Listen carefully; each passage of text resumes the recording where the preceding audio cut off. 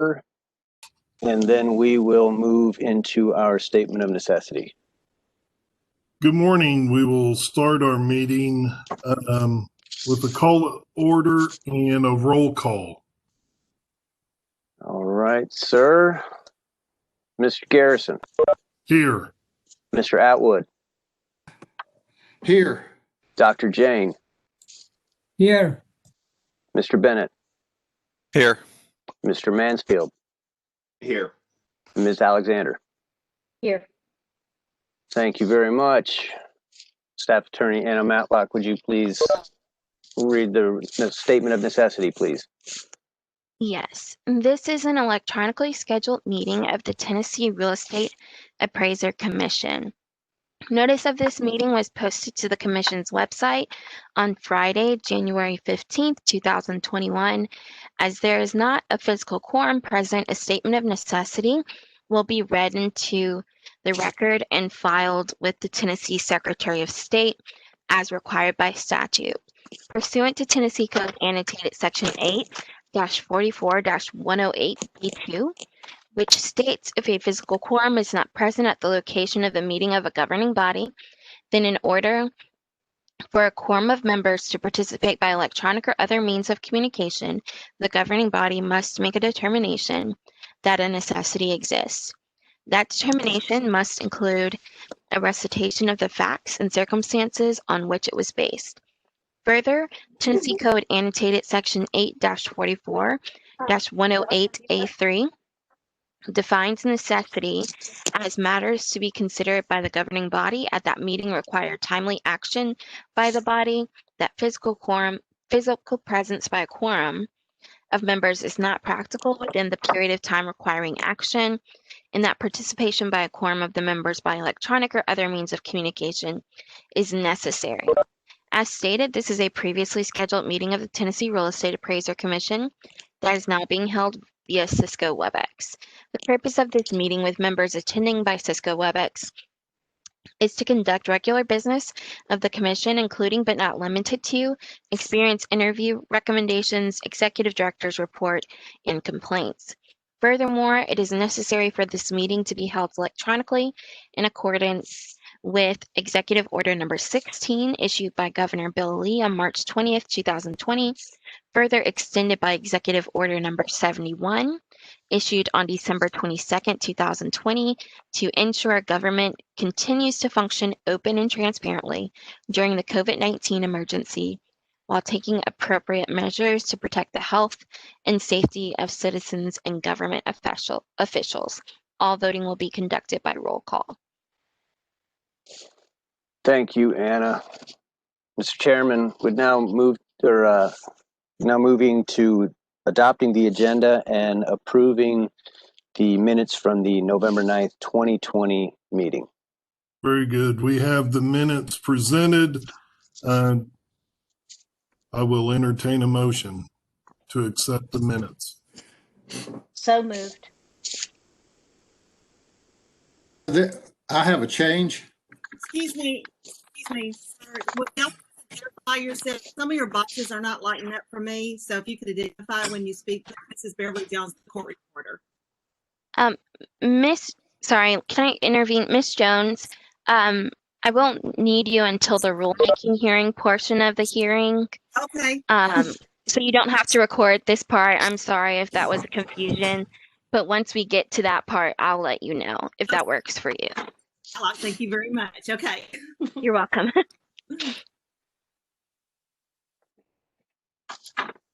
Mr. Chairman, I have an amendment to the meetings, minutes. Okay. On page 3 of the minutes, where it says the Riggins review, second paragraph, Jim Atwood made the motion. It's next to the last sentence, seconded by Jason Bennett, not Jason Atwood. All right. We will reflect those changes in the minutes. Noted. Thank you, sir. Okay. Mr. Chairman, before we fully adopt the minutes, I need to take one step back and just get a motion to accept the statement of necessity. Okay. All right. Sorry about that.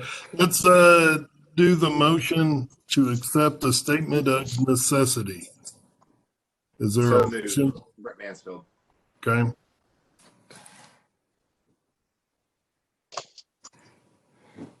Is there a second? Second, Michelle Alexander. Very good. We have a motion and a second. Hearing no further discussion, we will vote by roll call. Mr. Garrison, Yes. Mr. Atwood, Yes. Dr. Jane, yes, Mr. Bennett, Yes. Mr. Mansfield, Yes. Alexander.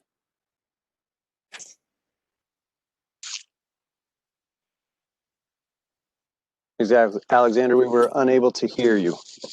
Yes. There we Can you hear go. me now? Yes, thank you very much. All right, Mr. Chairman, we may proceed. Very good. We'll move back to the agenda. Do I hear a motion to accept the agenda?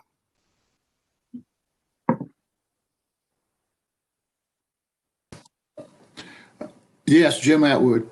Okay. Is there a second? Second, Jason Bennett. Okay. We have a motion and a second to accept the agenda. We will vote by roll call.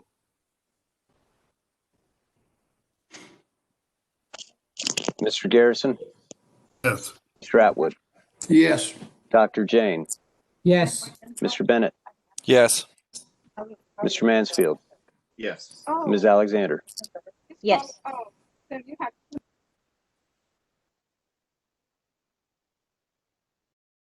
Okay.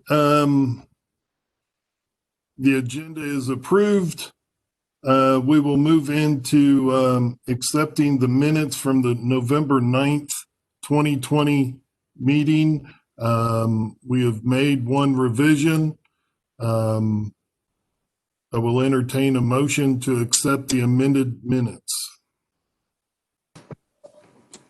So moved, Jim Atwood. Is there a second? Second, Brett Mansfield. Okay. We have a motion and a second.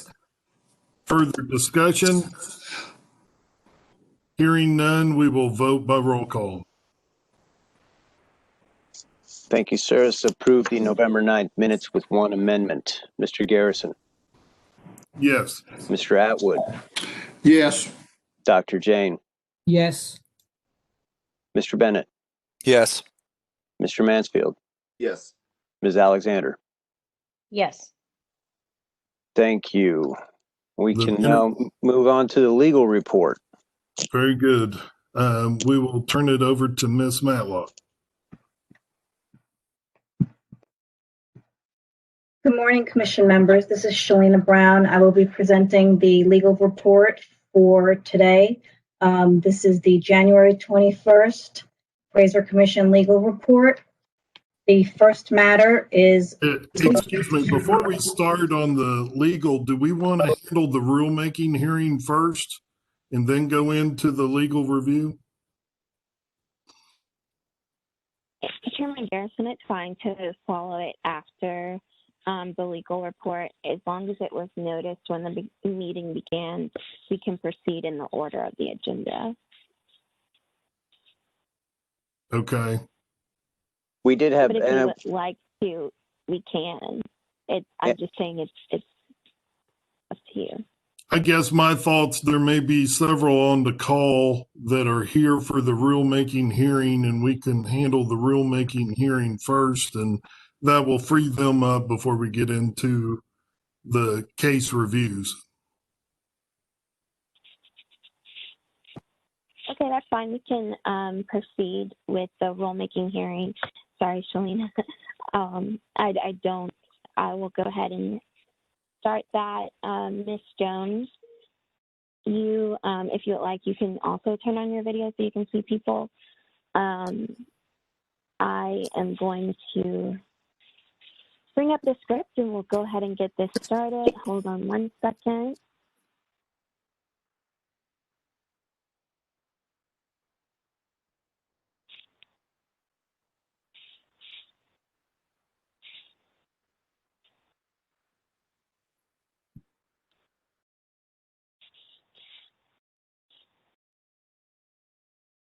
Okay.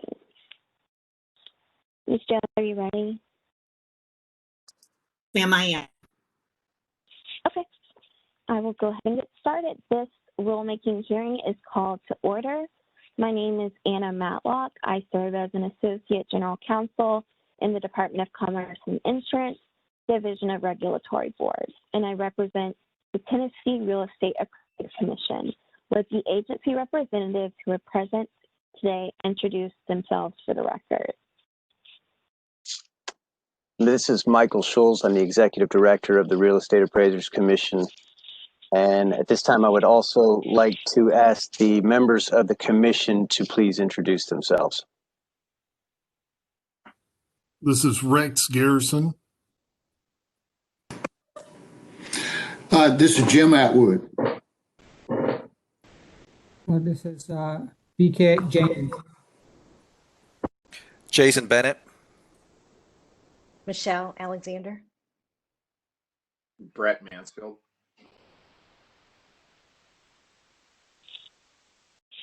Okay, I think that's everyone. Today is Thursday, January 21st, 2021. This rulemaking hearing is taking place pursuant to Tennessee Code Annotated Section 4-5-204 via Cisco WebEx video conference platform. The purpose of this rulemaking hearing is to solicit comments on rule amendments to the rules and regulations of the Tennessee Real Estate Appraiser Commission. The proposed rules amend the requirements for qualifying education. Presently, licensees are only able to take 75 hours of QE via distance education. Due to the COVID-19 pandemic and the increased usage of and requirement of technology in a mostly remote environment, the Commission intends to amend the rules to allow licensees to take all QE classes via distance education. The education provisions for state licensed, certified residential, and certified general real estate appraisers have been updated to reflect this change. Lastly, an additional paragraph was added to the provisions for course guidelines to reflect the appraisal qualification board standards for QE distance education courses.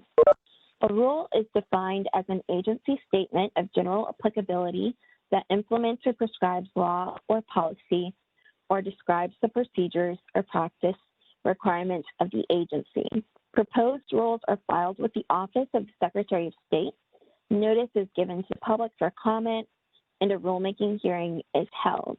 Upon conclusion of the hearing and adoption of the proposed rules, the rules are forwarded to the Attorney General's office for review and legality. If approved, they are filed with the Secretary of State, which is responsible for publication, and the Government Operations Committee of the General Assembly. The rules may stay in the Secretary of State's office for 90 days, then end of which time will be the effective date. Those members of the public wishing to speak should place their name in the chat box, which is located in your bottom right-hand corner. Only those who have signed up will be permitted to speak. Oral comments will not be accepted from persons who have not entered their name in the chat box. Is there anyone else that desires to offer oral comments but have not placed their name in the chat box? I'll wait a second to see if we receive any comments.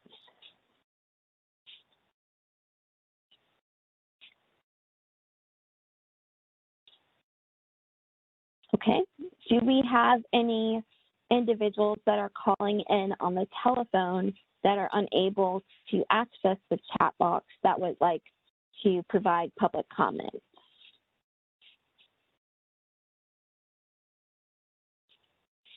Seeing that there are none, I will call your attention to the chat box.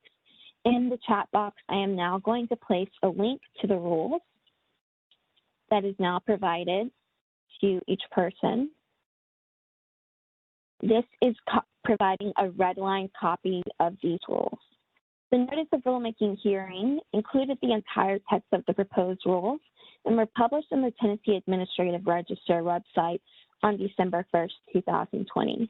Mr. Scholes, what additional notice was given to the affected individuals or groups? Anna, we sent an e-notify message to all individuals signed up to receive notifications from the commission. That went out December 4th, 2020. And in addition, the rulemaking hearing was noticed on the agenda that was posted on Friday, January 15th, 2021. Thank you, Mr. Scholl. As the agency hears public comment on the proposed rules, I, as moderator, reserve the right to limit such comments if they become repetitive. Please limit your comments accordingly. I will now summarize the substance of the rules into the record. The first provision that is being amended is Rule 1255-01-.051B2, which is amended by deleting this text and replacing it instead so that the number 2 shall read, all courses listed in subparagraph B may be taken via distance education. Rule 1255-01-.071B2 is amended by deleting the text in its entirety as well and placing the following statement in section 2, all courses listed in subparagraph B may be taken via distance education. Rule 1255-01.081B2 is also amended by deleting the text of Part B2 and replacing instead language so that number 2 shall read, all courses listed in subparagraph B may be taken via distance education. Rule 1255-01.127H is amended by deleting the text no more than 1/2 so that as amended it shall read, a registered trainee may complete the individual's required education credits via distance education. Rule 1255-02.04 is amended by creating a new paragraph 9, and paragraph 9 shall state, in addition to distance education requirements, distance education courses intended for use as qualifying education must provide a written closed book examination proctored by an official as approved by the college or university or by the sponsoring organization. The term written refers to an examination that may be written on paper or administered electronically on a computer workstation or other device. Oral exams are not acceptable. The testing must be in compliance with AQB examination requirements for qualifying education.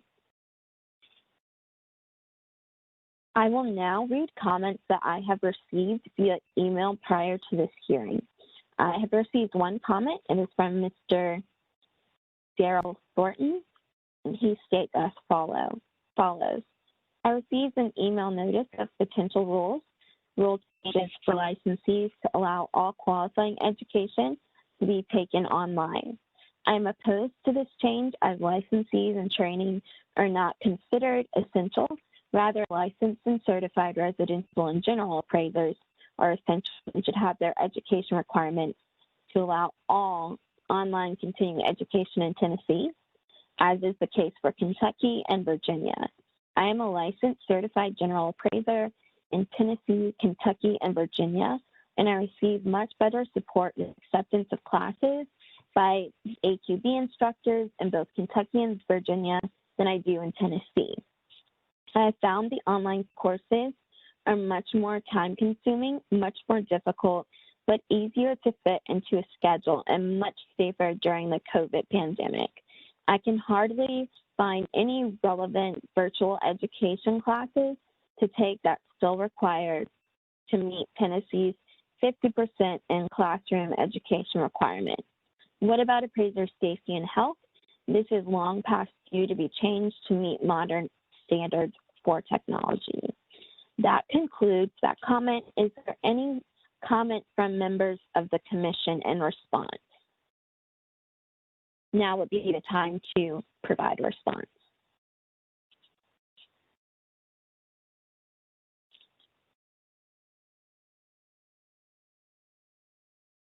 We Okay. appreciate his comments.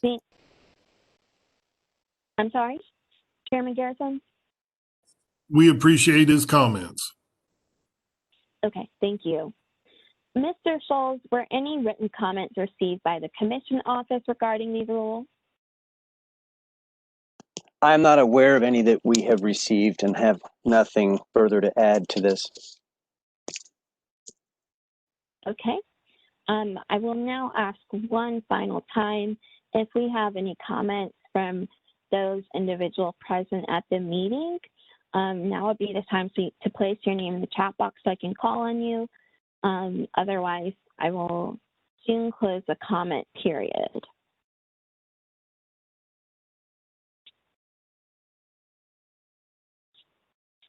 Okay, looks like we have no further comments from the public. Is there any further comment from any of the commission members on the rules?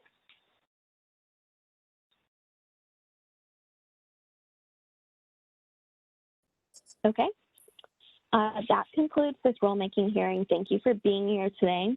Lastly, there are several measures I will need to adopt by motion and roll call vote as required by PCA Section 4-5-22. The first will be the regulatory flexibility addendum, which states as follows. The proposed rules would positively benefit small businesses in the real estate appraiser industry by allowing current and future licensees the opportunity to take their qualifying education courses via distance learning. Therefore, the impact, if any, would be positive for small businesses and open opportunities to attract new customers. However, it is difficult to determine the precise number of small businesses that would be affected by the proposed amendments, as the Tennessee Real Estate Appraiser Commission does not directly regulate those businesses. The proposed rules would require minimal, if any, cost for compliance. Allowing an extension of distance education may lessen financial costs associated for licensure in the industry in both the initial application process and during the licensure period. Distance education learning opportunities are growing and especially important during the increased usage and requirement of technology in a mostly remote environment. The Commission knows of no other less burdensome, less intrusive, or less costly alternative methods of achieving this purpose and objectives of the proposed rules. The proposed amendments will require minimal, if any, cost for compliance. Numerous states have adopted these qualifying education standards and those of the Uniform Standards of Professional Appraisal Practice. Thus, the proposed amendments would make Tennessee rules consistent with federal standards and rules in other USPAP states. The Commission does not foresee an impact to consumers with the promulgation of the proposed rules. An exemption for small businesses would not be beneficial. I will now need a motion to adopt the regulatory flexibility addendum. This is Jason Bennett. Motion to accept. Second, Jim Atwood.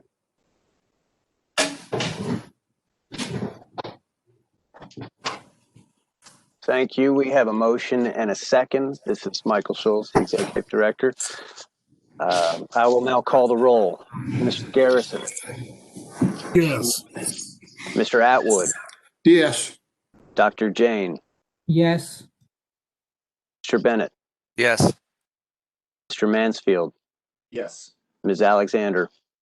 Yes. Thank you. The motion passes. Next, I will need to read and adopt the impact on local government statement. The statement reads as follows. The Tennessee Real Estate Appraiser Commission foresees no impact on any local government. I will now need a motion to adopt the impacts on local government statement. This is Jason Bennett. Motion to accept. Second. Thank you. We have a motion and a second. I will now call the roll. Mr. Garrison, Yes. Mr. Atwood, Yes. Dr. Jane, yes, Mr. Bennett, Yes. Mr. Mansfield, Yes. Ms. Alexander. Yes. Thank you. The motion passes. Okay, lastly, I will need to adopt the answers to the questions required by the Joint Government Operations Committee. The first will be Section A, which requires a brief summary of the rule and a description of all relevant changes and previous regulations effectuated by the rule. The statement reads, the proposed rules amend the requirements for qualifying education. Presently, licensees are only able to take 75 hours of QE via distance education. Due to the COVID-19 pandemic and the increased usage and requirement of technology in a mostly remote environment, the Commission intends to amend these rules to allow licensees to take all QE classes via distance education. The education provisions for state licensed, certified residential, and certified general real estate appraisers have been updated to reflect this change. Lastly, an additional paragraph was added to the general provisions for course guidelines to reflect the appraisal qualifications board's standards for QE distance education courses. B is a citation and brief description of any federal law or regulation or any state law or regulation mandating promulgation of such rule or establishing guidelines relevant thereto. Title 11 of the Financial Institutions Reform, Recovery, and Enforcement Act of 1989 requires that appraisers performing assignments and federally related transactions meet the qualifications set by the Appraisal Qualifications Board of the Appraisal Subcommittee. Subsection C requires identification of persons, organizations, corporations, or governmental entities most directly affected by this rule, and whether those persons, organizations, corporations, or governmental entities urge adoption or rejection of this rule. The statement reads, the rule would affect current and future licensees and applicants. We believe that all affected would approve of the adoption of these rules because the rules are beneficial to all industry members. However, it is possible a segment of individuals may oppose this rule if they're in favor of in-person classroom teaching as opposed to distance learning.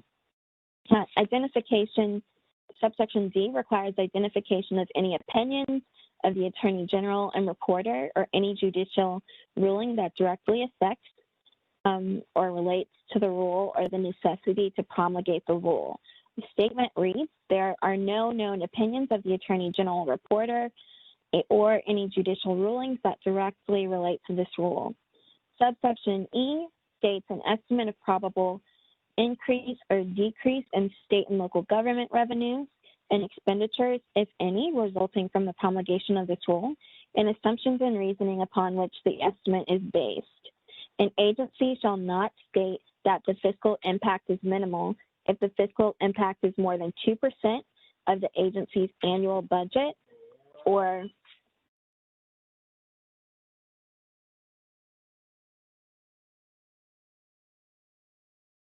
of the agency's annual budget.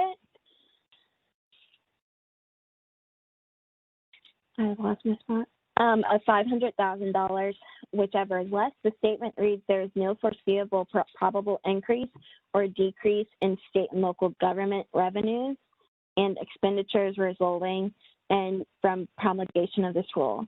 Sections F, G, and H provide identification of agency representatives. I'm listed as well as Mr. Scholes. In subsection I, requests any additional information relevant to the rule proposed for continuation that the committee requests. The statement reads, there is no known additional relevant information. I will now need a motion to adopt the additional information for the Joint Government Operations Committee.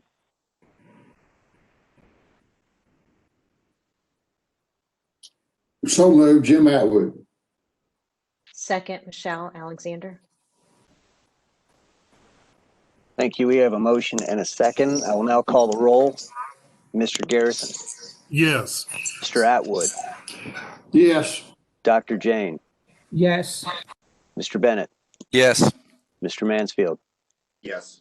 Ms. Alexander. Yes. Thank you. The motion passes. Okay, thank you. Following this hearing, the rules will be put on a rulemaking filing form and submitted to the AG's office for review and approval. Once the Attorney General's signature is obtained, these are filed with the Secretary of State and generally become effective 90 days from filing. This concludes our rulemaking hearing. Thank you. Thank you, Ms. Matlock. Let's go ahead May I, and Ms. Matlock, are you finished with me? Do I need to record this as well? That's all, Ms. Jones. Thank Okay. you. Thank you so much. Thank you. thank you. We'll move over to the case reviews. Before we get started on the case reviews, I counted 9 of them were recommended to close. Can we do those in a group, or is there any one of those cases that someone would like to pull out and discuss, but maybe sort of group them up so that we can speed the reviews along?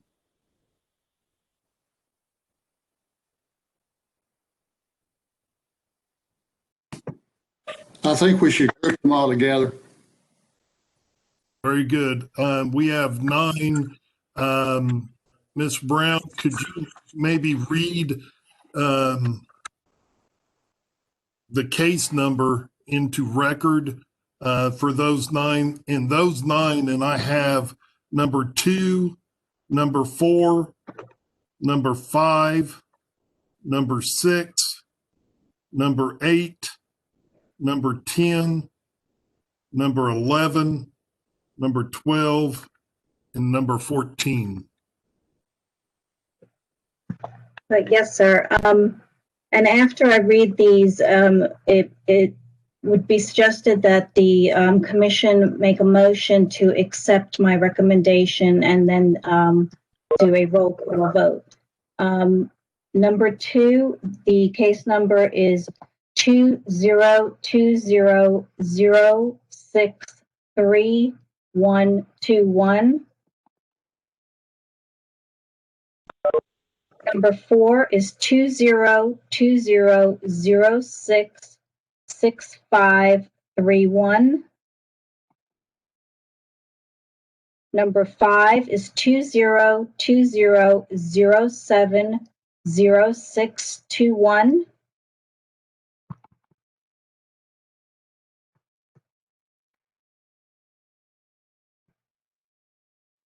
Number 6 is 2020073591.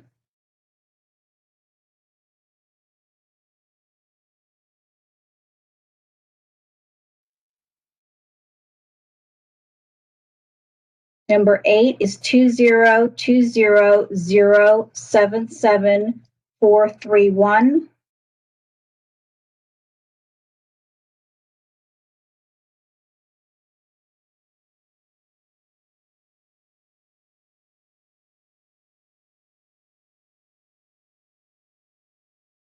Number 10, 2020075751.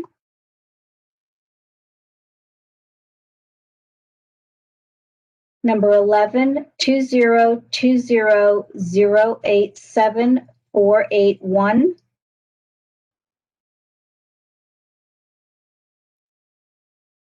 Number 12, 2020086411.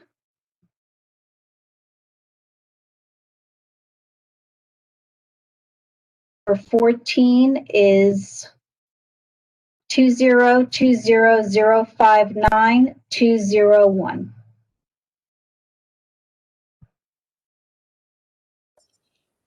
Thank you. I will entertain a motion to accept the council's recommendation. I'll make a motion that we accept council's recommendation. Michelle Alexander, I'll second. Very good. We have a motion and a second. Further discussion? Hearing none, let's vote via roll call. Thank you, sir. Mr. Garrison, Yes. Mr. Atwood, Yes. Dr. Jane, Yes. Mr. Bennett, Yes.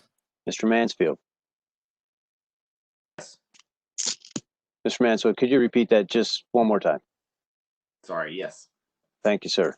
Ms. Alexander, Yes. thank you very much. Thank you. Okay, so back to number 1, 20200624881. This complaint was administratively opened by the Real Estate Appraiser Commission.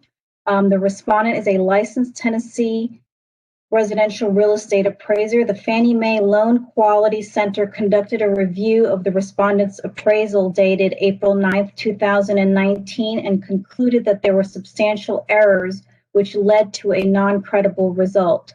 The Fannie Mae review found the following issues: failure to adjust comparables, inadequate comparable adjustments, and inappropriate comparable sales selection due to location. The respondent provided a response and stated the respondent has been a licensed real estate appraiser since 1992. The respondent has been conducting appraisals in this county for the past 30 years and has a good geographic knowledge of the market. This is a small rural market and it's difficult to find comparables. The home is a 1,544 square foot home on a typical lot and has been remodeled and updated. The comparables were properly adjusted and the adjustments were made on condition, square footage, and car storage. The respondent did not make an adjustment on the age because the subject and the comparables had similar effective age due to the subject being renovated. This matter was sent to an expert reviewer. The expert reviewer determined there were deficiencies with the appraisal report and the respondent did not comply with the use PAP requirements. The appraisal, first in the neighborhood description, the appraisal lacked an adequate description of the neighborhood. In the zoning section, the respondent incorrectly entered the zoning in the report. The respondent stated there were no additional features for the property. However, this was incorrect. The condition rating was not supported with the information about the property contained in the appraisal report and the work file. In the highest and best use section, the appraiser did not provide any commentary or explanation concerning the highest and best use. The effective age was not discussed. The appraisal report provided no explanation on how the appraiser identified or analyzed depreciation items. In the comparable sales section, the respondent failed to use the proper comparables in the appraisal report and used one comparable that was 20 miles away from the subject property. My recommendation in this case is to authorize a consent order and assess a $500 civil penalty and require 4 hours of CE of sales comparison and 4 hours of income approach to be completed within 180 days of execution of the consent order. And this continuing education will be completed in addition to the minimum requirements for license renewal. Thank you. We have a recommendation from council. Is there a motion or discussion? I think we need a discussion. Yeah. This is Brett Mansfield. Based on the recommendation, I'm not sure an income approach would class would be the most applicable. Maybe a highest and best use would be something that we need to look at. I'm also not sure of any 4-hour classes. So.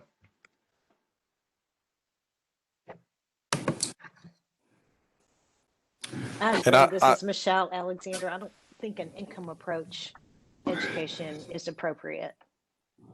Well, I guess my question too, along those lines, is he put the expert reviewer put a comment in here about depreciation.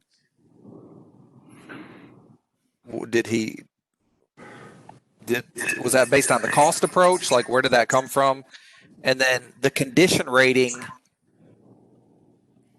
was not supported by the information about the property contained in the appraisal report and the work file. The reviewer determined the property did not meet the criteria for a C3 condition rating and stated that there were no updates made to the property. However, the property had just been renovated and updated. Am I reading that incorrectly? I don't know if I'm understanding what that says. It's vague. My understanding was that in the report, the appraisal report, it was stated there were no updates made to the property.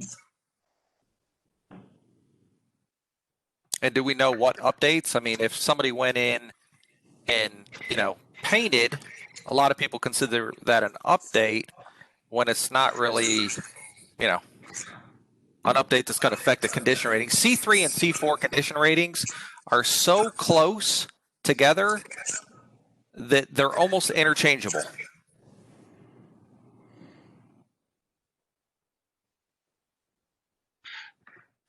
Yeah, without further information, we wouldn't be able to distinguish what's going on there, I don't think. I don't think the reviewer gave us enough information on that particular paragraph.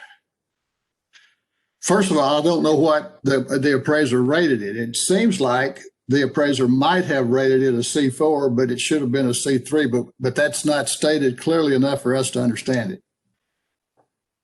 The appraiser did rate this a C3. Okay, so they're saying it should have been a C2?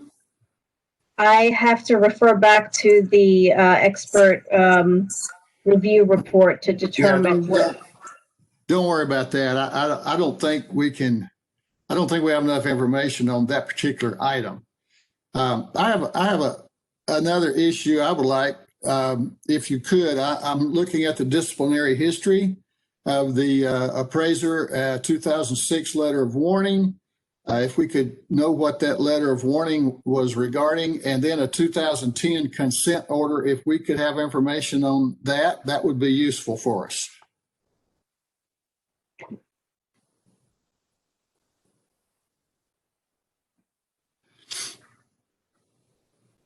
Would you like that now? Please. Okay. I will ask Carol if she could look that up.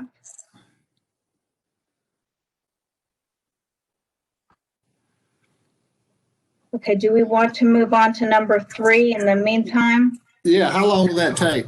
If it's going to take some time, that would be fine. It might take a little bit of time to look it up in our core system. Okay.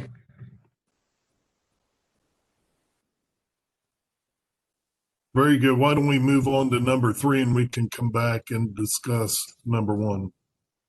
Okay, number 3 is 2020063811. This complaint was also administratively opened by the Tennessee Real Estate Appraiser Commission. The respondent is a licensed Tennessee residential real estate appraiser.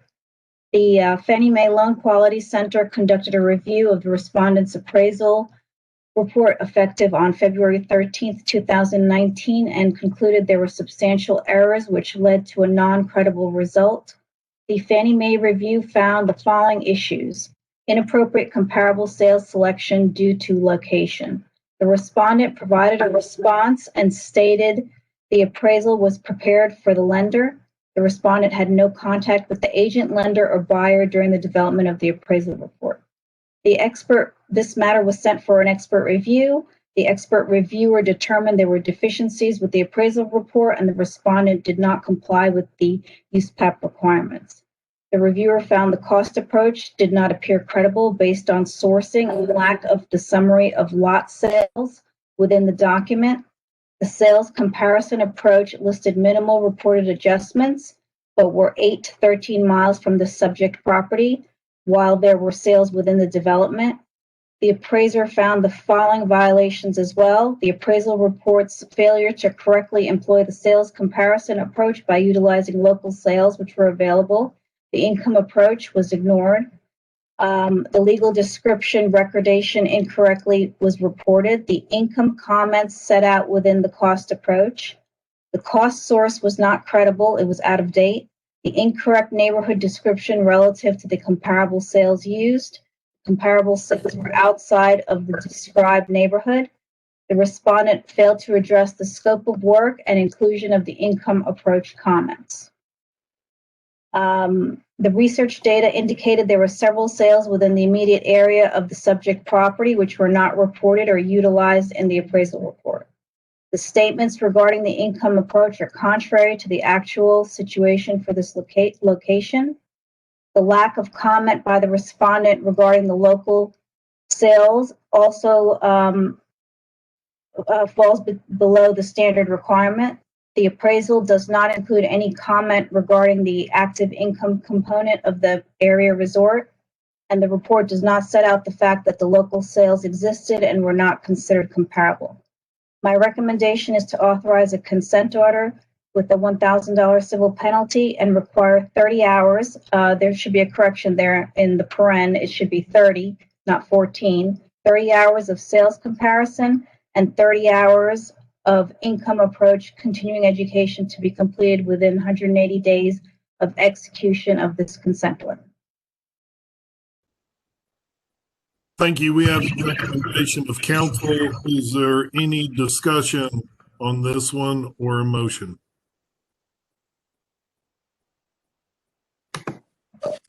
I'm having to assume, because again, it's not as clear as I would like for it to be, but this looks like this is a rental cabin in the Gatlinburg, Pigeon Forge area, maybe Sevier County. I'm not sure which county is which up there, but would that be correct?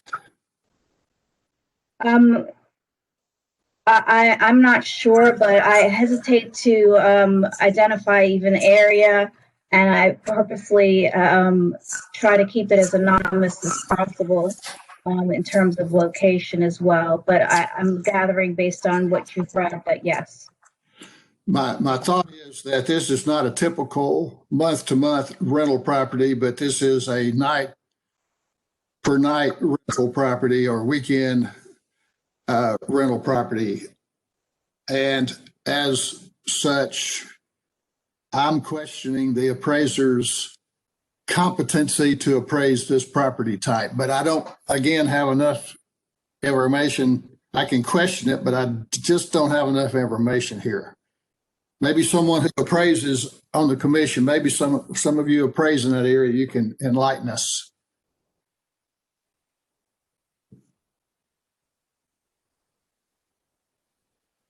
I don't know if we have anyone in that area, but it states in the summary, it's a cabin development in Sevier County, so that's where it's located. And unless something has changed recently, Fannie Mae and Freddie Mac don't do Airbnb style properties like that. They've been very restrictive on that. Yeah, I think it's probably a good idea just to put it on record that it's very difficult to appraise one of these short-term Airbnb rental operations on a Fannie Mae form. Fannie Mae is looking at real estate only as collateral more often than not. And a lot of times with these properties, they're bought with a business operation in place and FF&E, and I think it can be done, but it's very, very difficult. In terms of the recommendation, the appraiser here has been licensed since 1991 and did receive a consent order. I think it's a little harsh, the civil penalty. I would be more in favor if we're going to go down that route. Maybe I like the income approach and maybe another class, but not as much in favor of the civil penalty.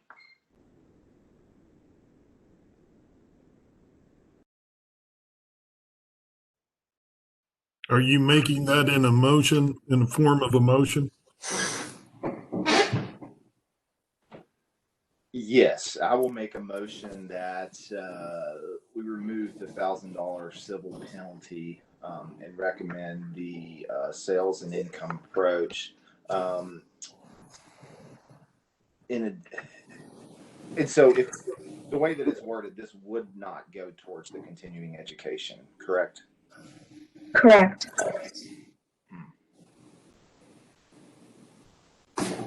I would, in the motion, I would make that where it would go towards the continuing education. Those two classes. Should the commission consider reducing the amount of penalty instead of waiving it altogether?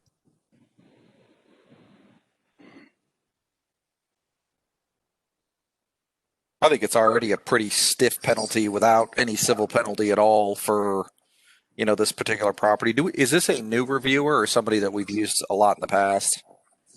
This is someone that we use. We have a list of reviewers that we use. Right. I would also just like to make a comment. I know I've said it before. I think it is a mistake that we are opening administrative complaints on stuff that gets sent over from the Fannie Mae Loan Quality Center. If this is a precedent that we're setting, I would expect in 18 months when the market starts to maybe turn down, whenever that happens, you're going to be getting 4 or 5 of these a week. I think it should be up to the lender who has been requested to buy back the loan. If they feel like there's an actual deficiency in the appraisal, that they can file a complaint themselves, and we're not doing administrative openings and sending these off like this, because I can't tell you how many of these I've dealt with over the last 10 years, and 80% of them are total nonsense. I will 100% agree with that, and I thought we dealt with that in our last meeting, that we suggested that if Fannie Mae sends us something, but they do not personally file a complaint, it's not our job to file a complaint for them. They can file the complaint, they can send it back to whoever their lender is, and they can file a complaint, but Mr. Bennett's correct. We'll be inundated with this kind of stuff. So I agree with that. But I also am concerned that this appraiser is not competent to do this appraisal, this property type. I haven't heard anybody else say that. So I'm saying it again to see if anybody else reading this sees that maybe this appraiser appraising this property type, this use, and putting it on a Fannie Mae form, not understanding that Fannie Mae is probably not going to loan money on this property type. All of that to me raises a red flag of competency here. Does anybody else have that issue? Maybe it's just me. I would agree with Commissioner Atwood. This is something that the appraiser should have stepped back on and probably ask some more questions before accepting this assignment. I also agree with Commissioner Atwood, but I would also like to note that when red flags are raised by a federal agency, I think the commission or the somehow needs to automatically put that on record somewhere and not ignore it.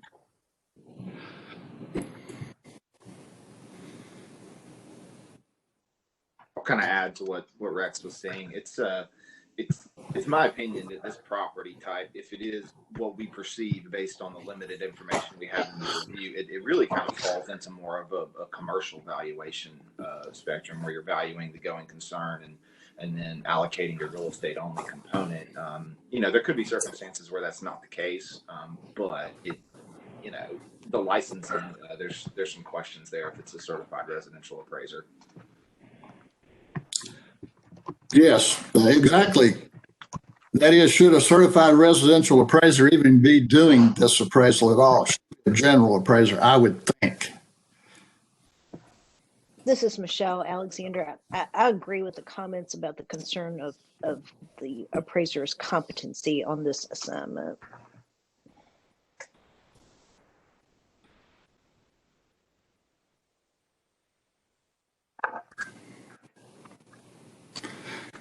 So we have 2 things going on here. One, dealing with any complaint that is coming through Fannie Mae and being submitted administratively. and how to handle this particular situation that think we're all in agreement raises some concerns.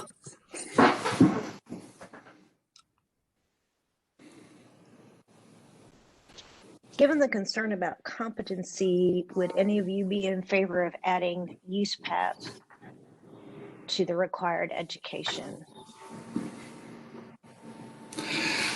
I would be in favor of that, as well as some kind of a letter that goes along with it that indicates to the respondent that competency should have been a consideration of this individual before they ever accepted this assignment. That the commission has concerns about the competency of a certified residential appraiser appraising a property that probably is a business.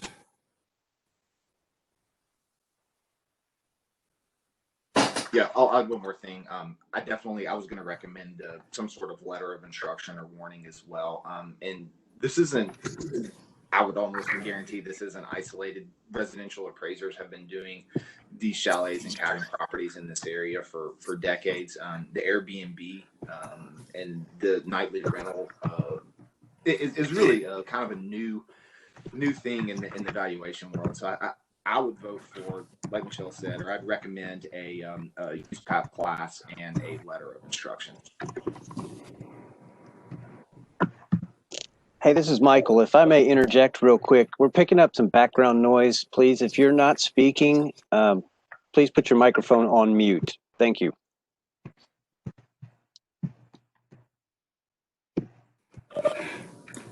Mr. Mansfield, you want to revive your motion, and so we can understand what it is that you're requesting? So I will make a motion for a USPAP class and a letter of warning. Would that be the 15-hour USPAP class? Yes, sir. I'll second that.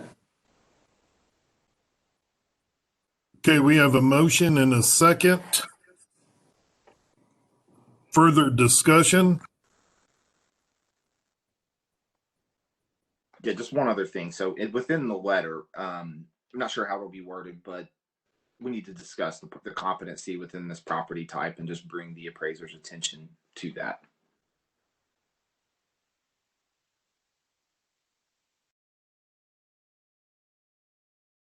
Commissioners, I have a question concerning this particular. Are you wanting the USPAP course to count towards continuing education or not? Because if we're offering them a USPAP course, I do not believe it can be in a letter of warning, as it's an offer of the course. They don't have to agree to take the course. Letters of warning do not require action by the licensee. What about a letter of instruction? Is that the same? Those also do not require instruction. If you're going to require something of the licensee, it's going to need to be done via a consent order. Can we explain that in the consent order? Add that verbiage to explain that is a concern and that is the reason that they're having to take the 15-hour USPAP? I can include in the address, yeah, in the cover letter. Okay.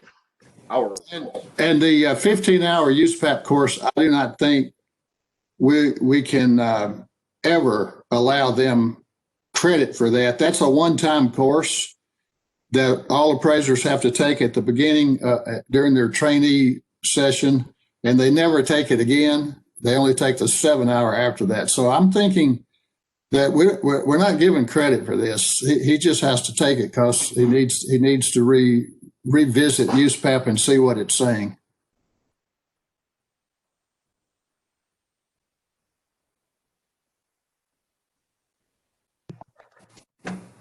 Did that clarify your question, Ms. Matlock?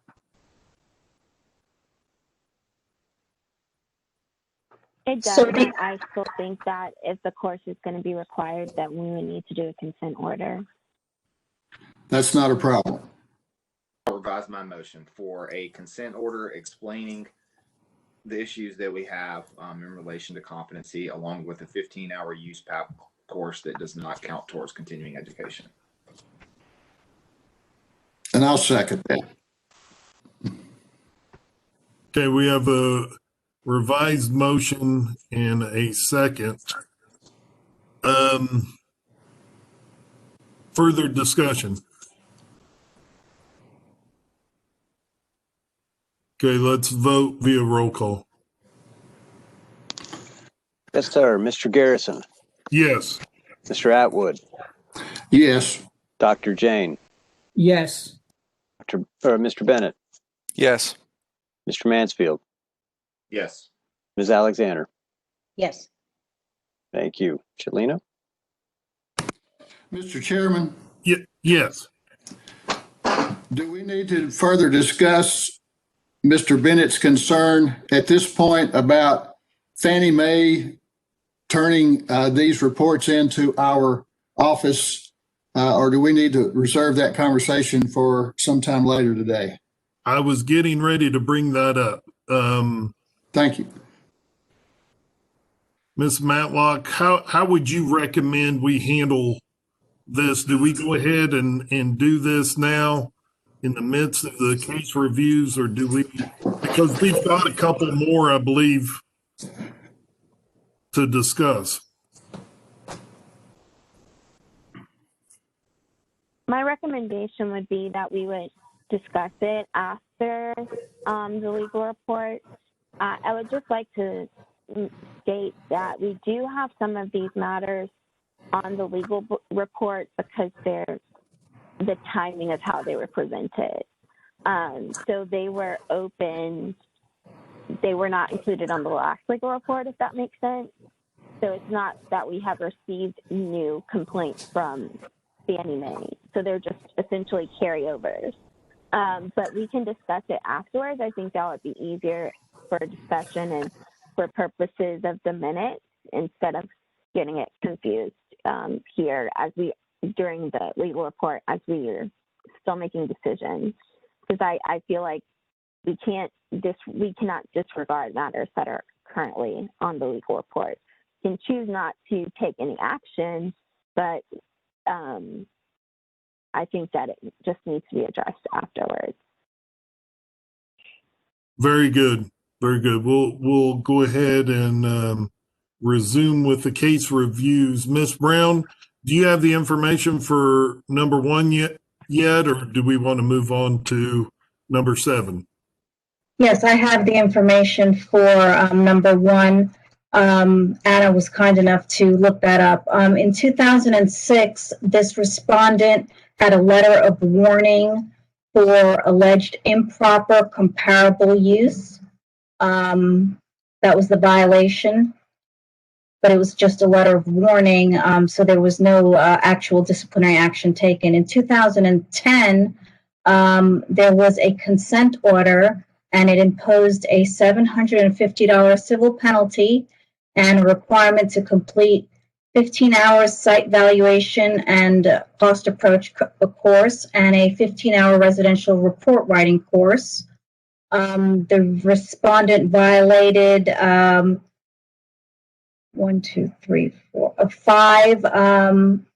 USPAP rules. The main problem was identification section and ethics rule record keeping. The complaint was filed by a consumer, and the allegation was that the respondent misreported relevant property characteristics and used inappropriate comparable sales and undervalued the residential property.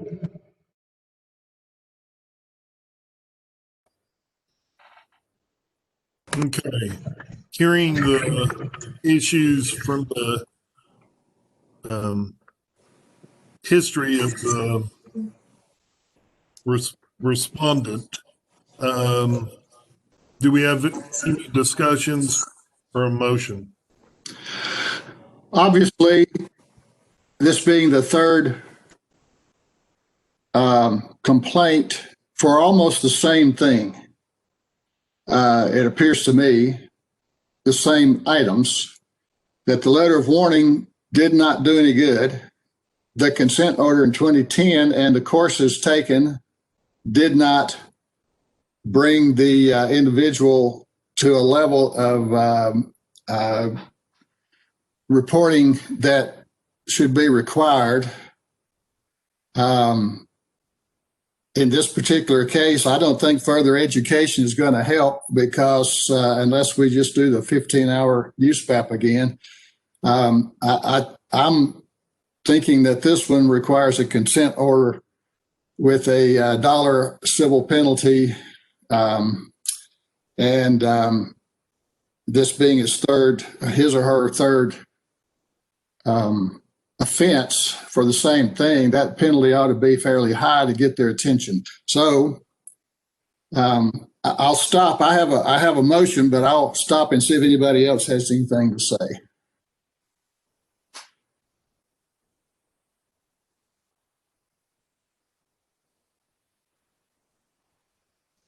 I would agree with Commissioner Atwood.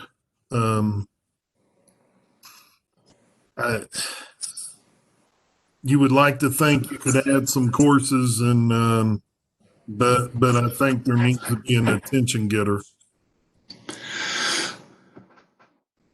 So I would make a motion for a $1,500 civil penalty and to take the 15-hour USPAP course.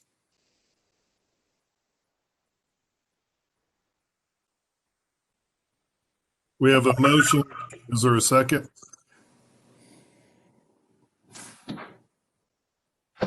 Second. This is Michelle Jason. Alexander. I'll second. Excuse me, commissioners, that would be in addition to the minimum CE, correct? That's correct.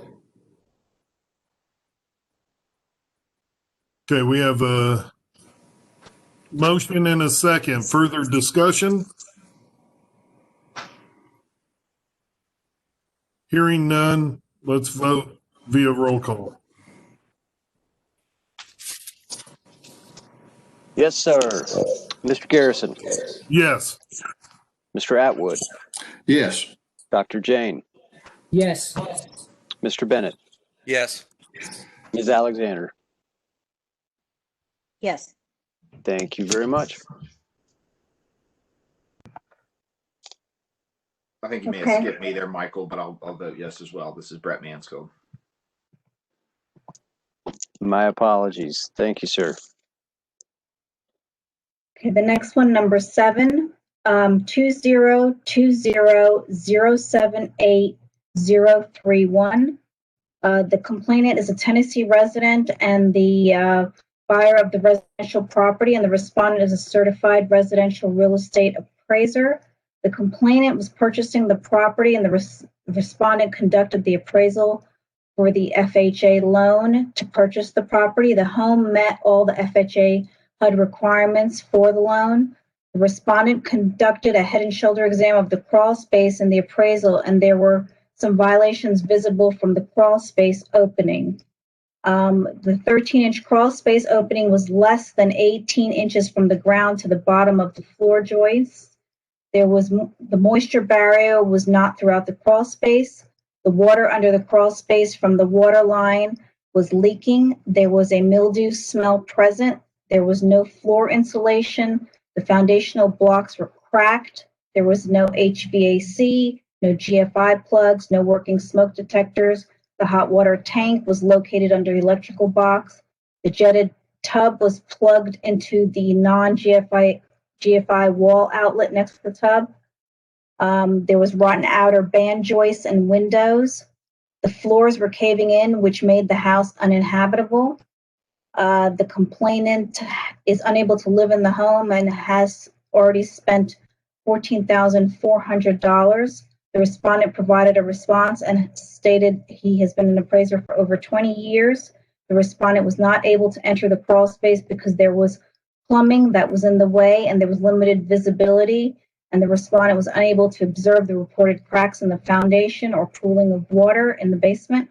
The remainder of the issues cited by the complainant relate to local codes and did not have anything to do with the FHA guidelines. This complainant also filed a complaint against the home inspector that conducted the home inspection with the same allegations. The complainant also filed a complaint with HUD, and the complainant also provided a rebuttal to the respondent's response and stated many of the violations outlined in the original complaint were from the HUD handbook for qualifying for the FHA loan, and the home is inhabitable. To date, the complainant has spent over $16,000 in repairs to the joist and foundation, and the crawl space is 13 inches, and HUD requires 18 inches from the bottom of the joist. This matter was sent to an expert reviewer. The expert reviewer determined there were deficiencies with the appraisal report, and the respondent did not comply with USPAP.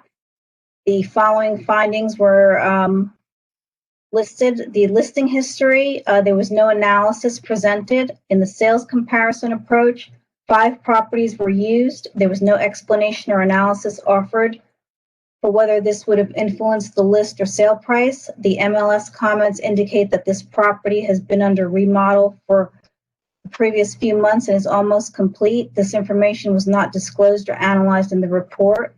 The report does not indicate that these sales were adequately researched or reported. The lack of verification and reporting does not allow the reader client to properly understand the report. The listing number 5 is the same heating cooling description as the sales in 1, 2, and 3, but no adjustment was made. The other adjustments appear to be consistently applied, but there's no analysis, support, or explanation.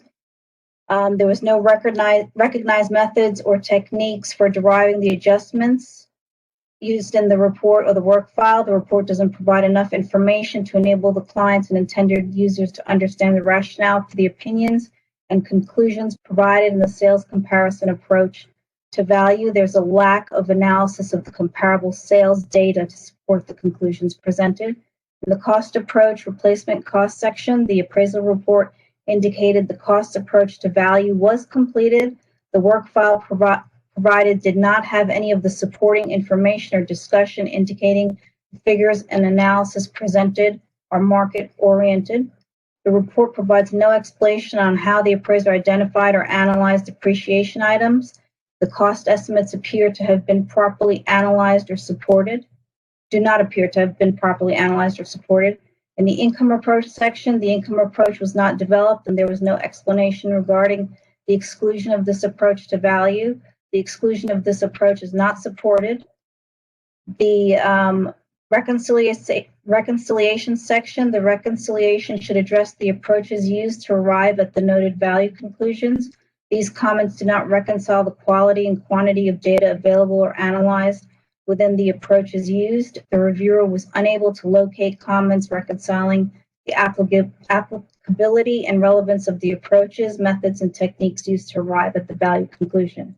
My recommendation is to authorize a consent order with a $1,000 civil penalty and to require 15 hours of sales comparison and 15 hours of income approach continuing education to be completed within 180 days of execution of the consent order. And this continuing education will be completed in addition to the minimum CE for license renewal. Thank you. We have a recommendation from council. Is there any discussion or motion?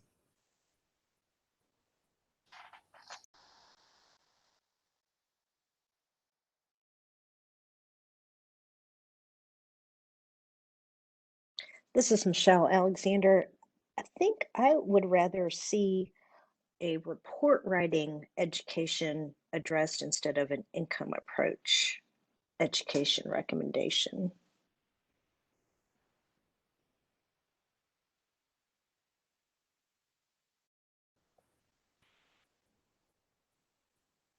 I would agree with that.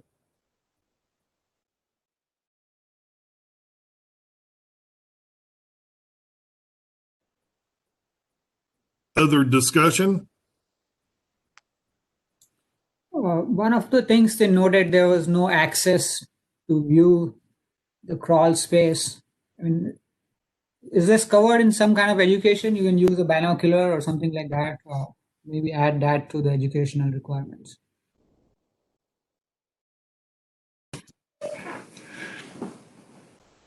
There's not a lot of courses out there to train FHA appraisers, but I would think that this individual would benefit or could benefit from maybe some type of FHA training. However, we haven't seen the property, so and the reviewer didn't go out and look at the property either. So we're kind of at the mercy of the complainant in telling us what's going on there.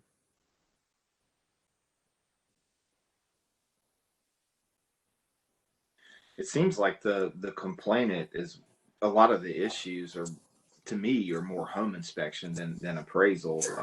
You know, they do mention some HUD items, but you know, FHA requires a head and shoulder inspection of the crawl space, and that's really it. So you don't have to crawl around in there. And a lot of these issues, I'm not sure fall under the appraiser. With the reviewer's recommendation, there was some stuff, and it's a lot of information, but to me, it doesn't seem like a lot of substance. Truthfully, I think that, like Michelle said, I'd be in favor of maybe just a report writing class, but that would be my opinion. I agree with your opinion 100%.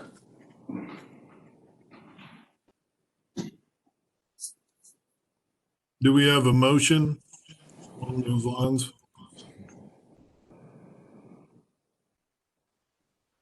This is Michelle Alexander. I'll make the motion that we require 15 hours of report writing education to be completed in addition to the minimum CE for license renewal.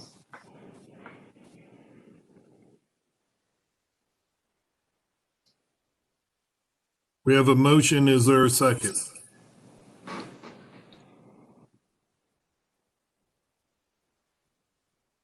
I'll second that. Okay. We have a motion and a second for discussion. So the motion, so I can understand it, does not include a civil penalty or the sales comparison, only the report writing course. Correct.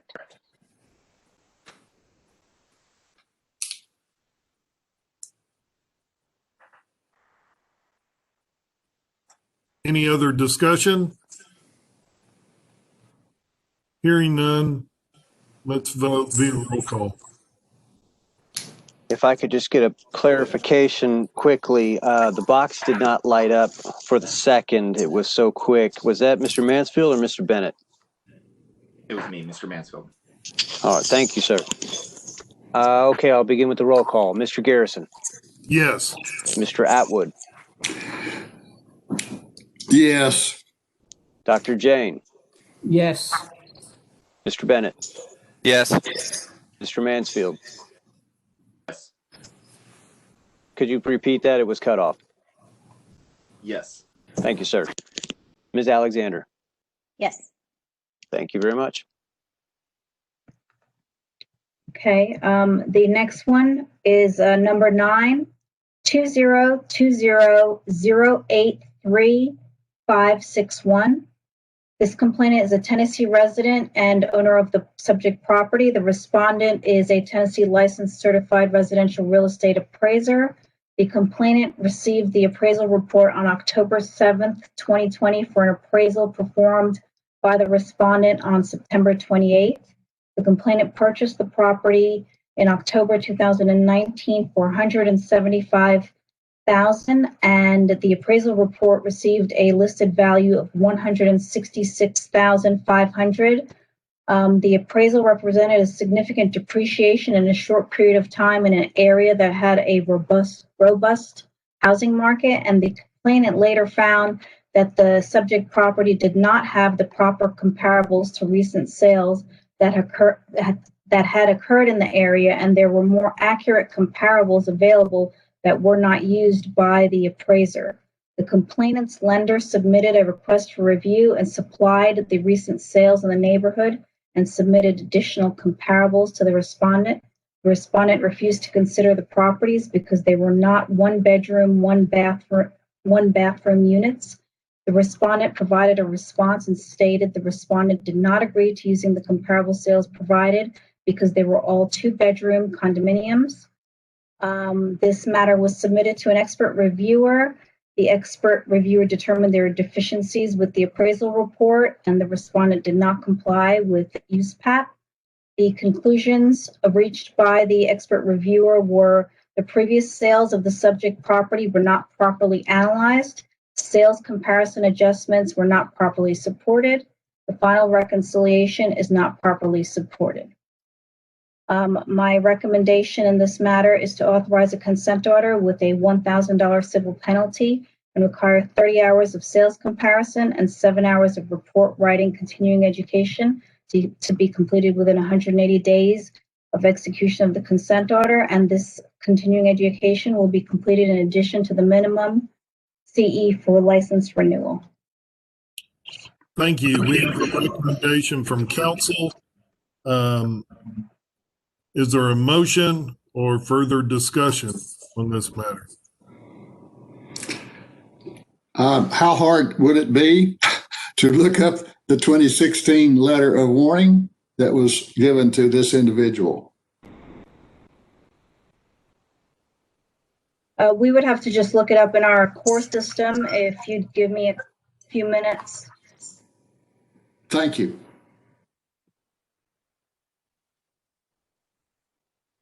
Would we want to go ahead and take care of number 13?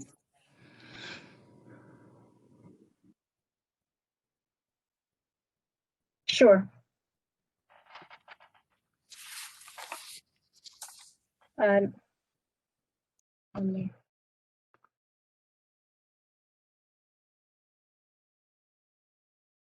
Okay, number 13.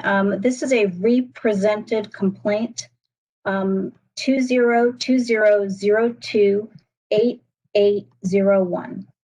The respondent's license was revoked in the state of Florida, and also the respondent was disciplined in South Carolina. The respondent provided a response and stated this complaint arising out of reciprocal discipline was imposed in South Carolina and Florida. The respondent had voluntarily surrendered the Alabama real estate appraiser license in April 2019.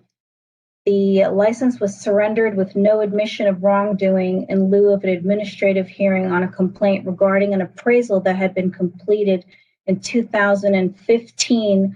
And this was a result of the federal government filing a lawsuit to enjoin the respondent and others from continuing to conduct appraisals. This respondent was a defendant in a multi-defendant lawsuit by the United States government, and according to the lawsuit, the respondent and others allegedly belonged to a conservation easement syndicate.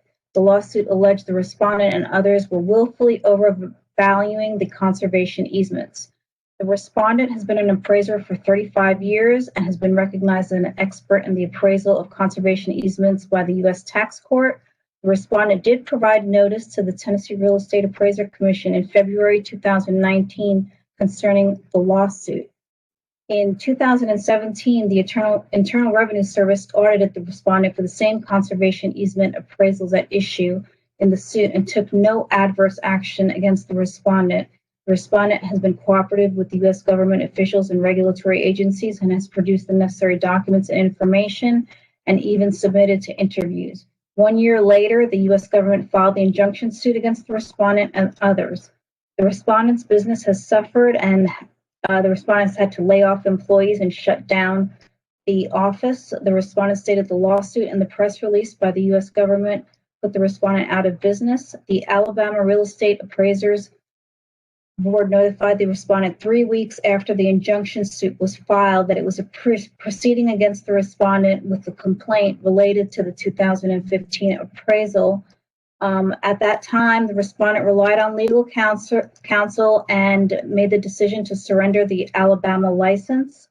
The respondent did not realize the lawsuit filed would result in reciprocal discipline being imposed by South Carolina Florida, and now Tennessee. This respondent is still involved in the lawsuit. My original recommendation was revocation of the license pursuant to the reciprocal provision in the rules. The commission accepted this recommendation. The respondent's attorney has provided quite a bit of extensive information and update and requests reconsideration by the board. The Florida Real Estate Board in November 2020 issued an order vacating its revocation of the respondent's license and adopted a stipulation that all issues were resolved with respect to the respondent. The board did impose a $1,000 fine and placed the respondent on temporary suspended status until the respondent reapplied for reinstatement of the Alabama license on May 16, 2021. There were no admissions of wrongdoing by the respondent in the Florida stipulation. 4 states have completed their reconsideration of the reciprocal discipline after the respondent voluntarily surrendered the Alabama license. South Carolina has issued a public reprimand and imposed a $500 fine. The respondent holds a valid South Carolina license, which was renewed through June 30th, 2022. The North Carolina Appraisal Board imposed an 8-month suspension, and the first 2 months were an active suspension, and the remaining 6 months, which conclude on February 2nd, 2021, are an inactive suspension. The North Carolina and Colorado dispositions of the complaints against the respondent occurred after the respondent provided a response to the Tennessee complaint. The respondent would request that based on the reciprocal disciplinary proceedings in these other states against the respondent, there were no errors in the appraisal at issue proven in the Alabama matter, and revocation would be an excessive punishment for the respondent. The allegations are still unproven and unfounded and relate to an injunction suit that is still pending. They are still in the early stages of litigation, and the court has just entered an order and adopting a discovery plan and a case management schedule. Considering the above, my new recommendation is for the board to impose an active temporary 5-month suspension until May 16th, 2021 to coincide with the reciprocal discipline issued in Alabama. Thank you. We have council recommendation. Is there any discussion on this?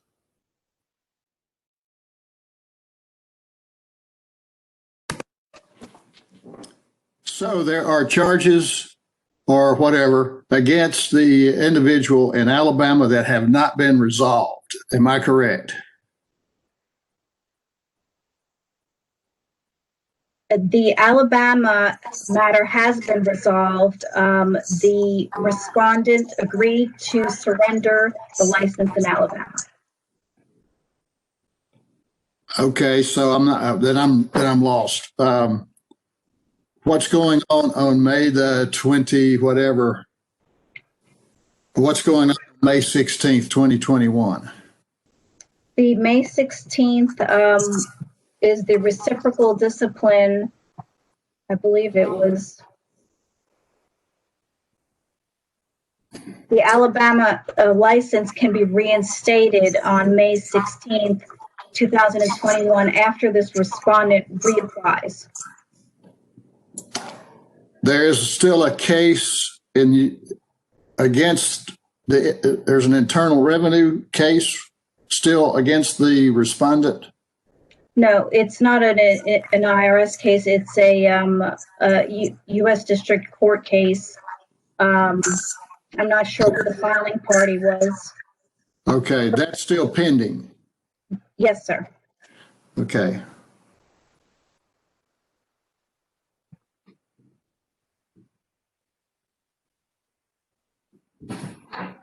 On the temporary suspension in Tennessee, would they have to reapply like they would in Alabama?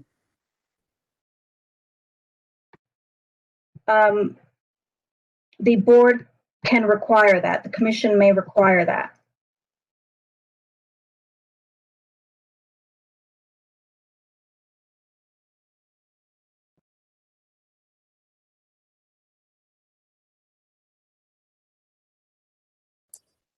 We have council recommendation.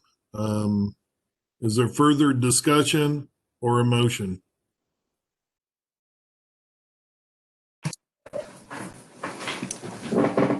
I would be in favor of a temporary suspension, but I'm not sure the May 16th date is long enough. There seems to be that there would still be unresolved issues as of May the 16th. And, I think we should extend any temporary suspension to cover completion of all court cases and everything. And of course, we may not know how long that'll be. Well, I got people are still innocent until they're proven guilty. Just because he's got a court case and doesn't mean he's ever going to end up being guilty. And then we've added to the fact that he can't work for who knows how much longer. He's reactive in South Carolina, or is it North Carolina, February 2nd? All these other states it seem like they're kind of all over the place. But I don't think we should keep, whatever decision we make, I think it needs to be separate of whatever legal proceedings he has, because if he's found guilty, then we can take, he's got to report it to the board, correct? Yes, sir. Okay, so then we could, take an action at that point if he's found guilty, but I don't think an unresolved court case should, exclude it. We shouldn't be blocking his ability to produce income.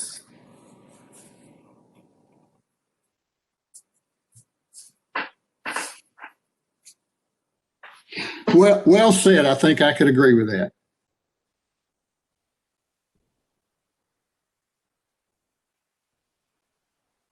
So do we have a motion? Does someone want to make a motion along those lines?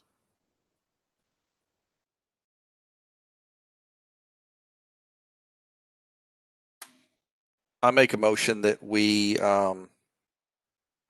reinstate his license effective February 2nd.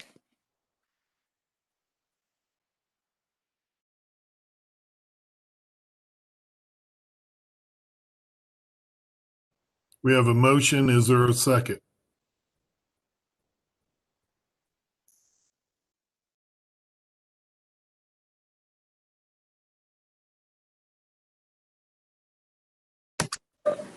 I'll second, Mr. Atwood. Okay, we have a motion and a second. Further discussion.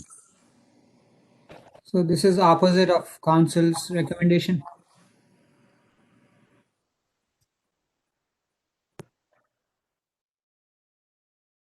Correct me if I'm wrong, commissioners. I believe you're saying that you will impose an active temporary suspension until February 2nd, 2021, correct?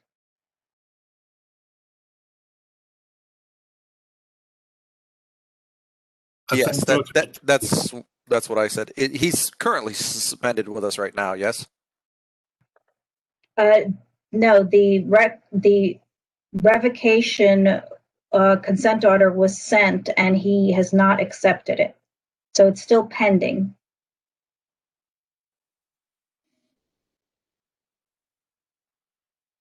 So he's active right now. Correct. When did we send that consent order?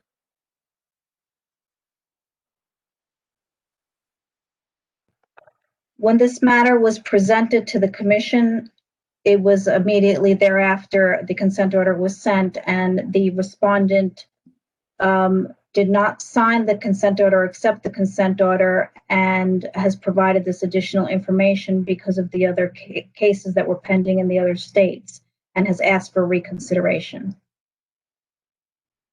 Okay, can you give me a date on that? Sure, I can look it up. That was at our last meeting, wasn't it? It was actually in August 2020.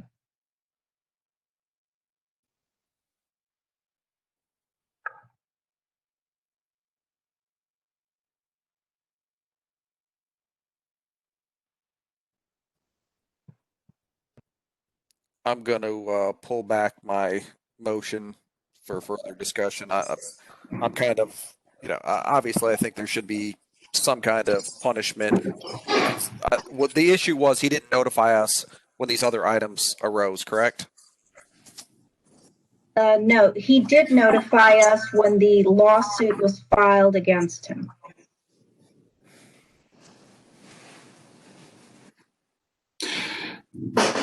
The individual has not violated, well, I'll rephrase that. The individual has not committed anything in the state of Tennessee. It's an Alabama property. I'm asking it. No violation has actually occurred in the state of Tennessee. Is that correct? Correct. So it's my understanding then that when another state takes action, as Alabama, as he gave up his license, it looks like voluntarily in the state of Alabama.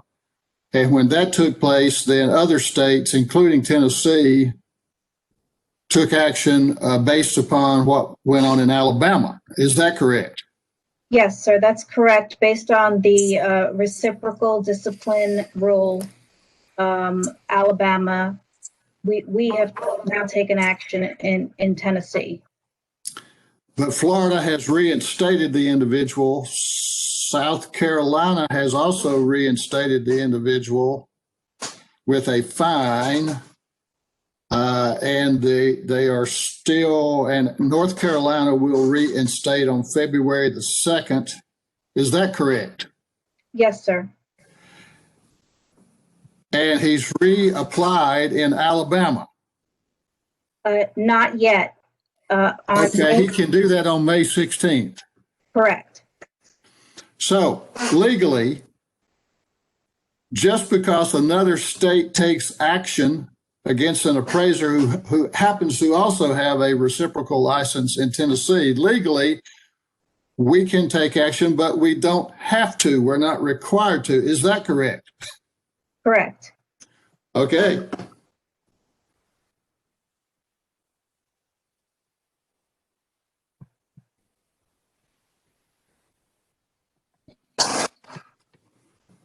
So any further discussion, or does someone want to make a motion?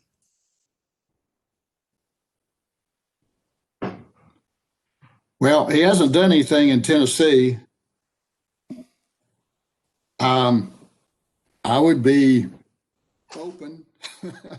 I would be open to just reinstating his license immediately. Are you making that in a motion? I'll throw it out there for discussion. I might make that motion if others think it's worthy. I have a comment. I think we are requiring education from a lot of others, so it may be useful to require education so that the problem does not occur in Tennessee. We have a history of a problem in another state. Why not address it with some education? What education would you recommend?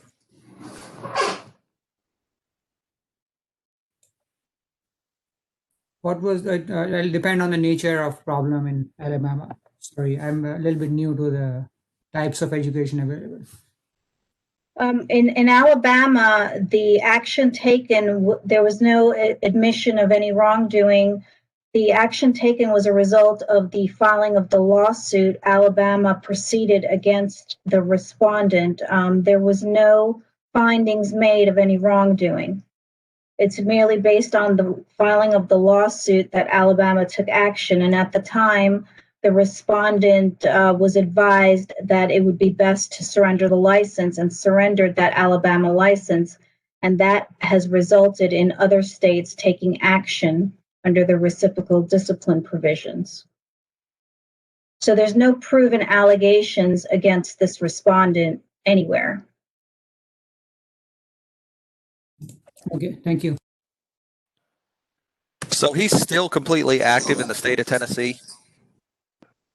Yes, sir. There is a pending matter in the consent order for a revocation, which the respondent has not accepted.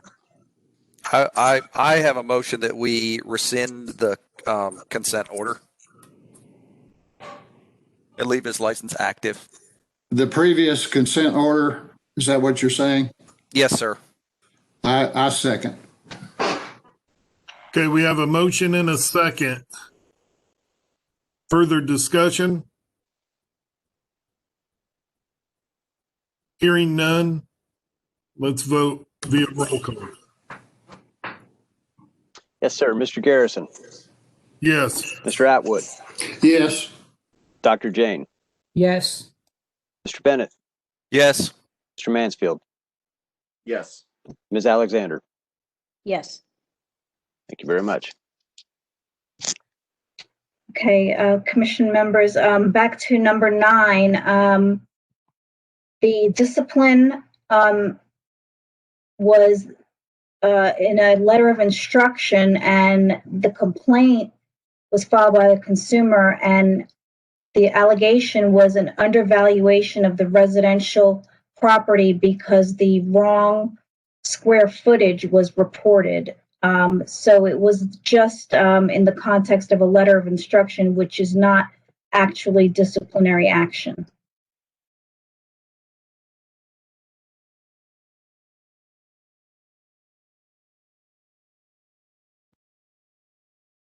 A letter of a warning is disciplinary. It's a letter of instruction that doesn't go in their file. Is that correct? There's a distinction between the two.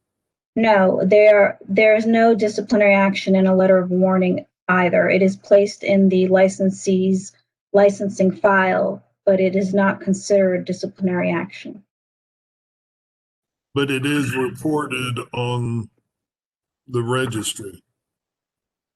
I don't believe so. Anna, is that correct?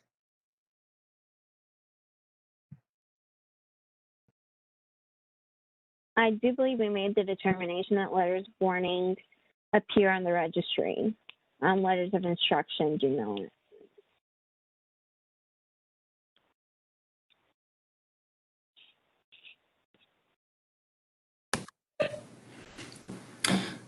Well, based on that letter, effectively, although this may be a second complaint, effectively, this is probably a first complaint, since the first one was about square footage.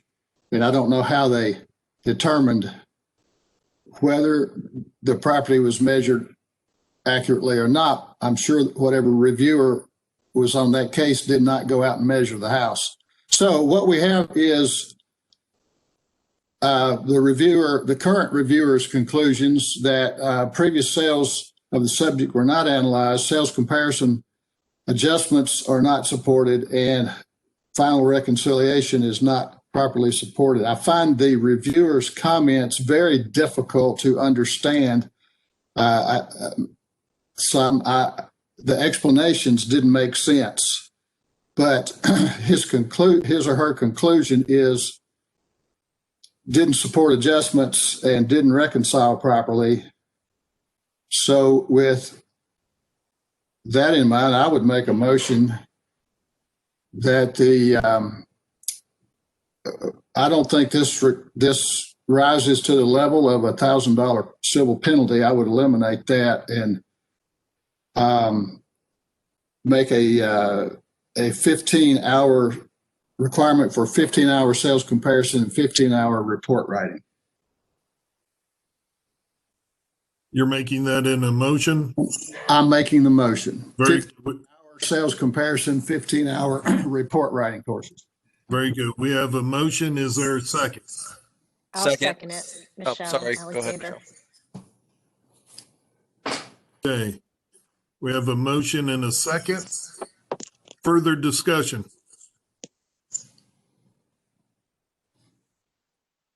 Hearing none, let's vote via roll call. Mr. Garrison, Yes. Mr. Atwood, Yes. Dr. Jane, Yes. Mr. Bennett, Yes. Mr. Mansfield, Yes. Ms. Alexander. Yes. Thank you very much. Commissioners, that concludes the legal report. Thank you. Thank you, Ms. Brown. Let's move on. Since we're on the heels of the case review, why don't we discuss the Fannie Mae issue?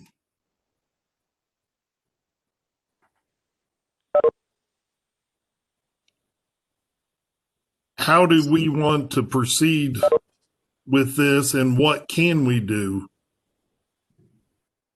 Yeah, I have concern there about completely ignoring warning signs and red flags, although I agree that procedurally, if the commission staff can handle those instead of bringing every case up to the commission by sending a note to the person who's doing these appraisals, that either they're not supposed to do them on that form, or we have taken note that we have received a complaint, so that they're aware that we're not ignoring them.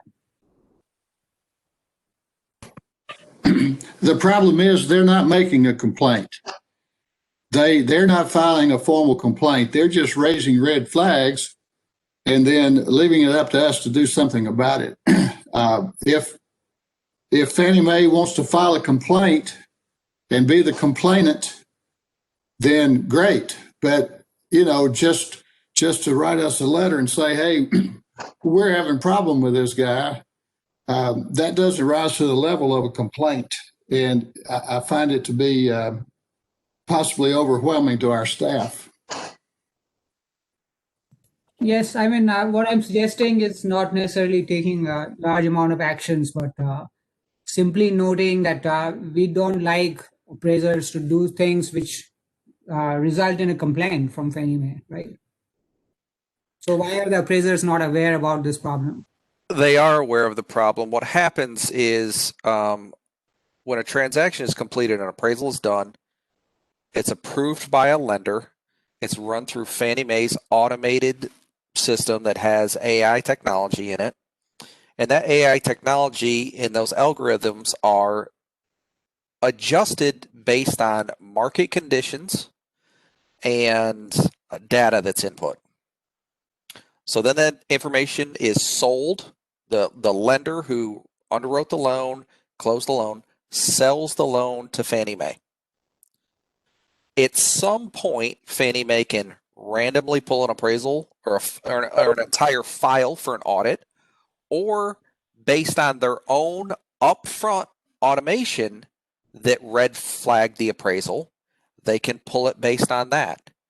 And then for any reason, and pretty sure most everybody's going to be able to concur with me here, you could probably find some issue with almost every appraisal that's written.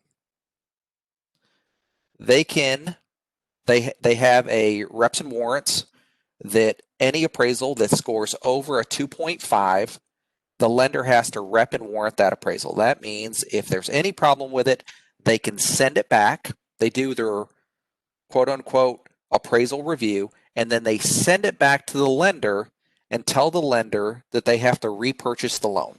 That's done for appraisals. It's done for income calculations. It could be a form that's incorrect. So anything that they determine they don't like after the fact, they can send it back to that lender. So what they're doing on these appraisals is they're sending a note to the appraisal commission saying, we want you to be aware that there's a potential issue with this appraisal. Most of the time, when I deal with these specifically, we look at the letter that comes back from Fannie Mae. The appraiser's notified of these items because they have to be addressed. So we go back to the appraiser, have him address the items that they feel are an issue. I, in turn, type up another letter, and then we send a rebuttal back to Fannie Mae.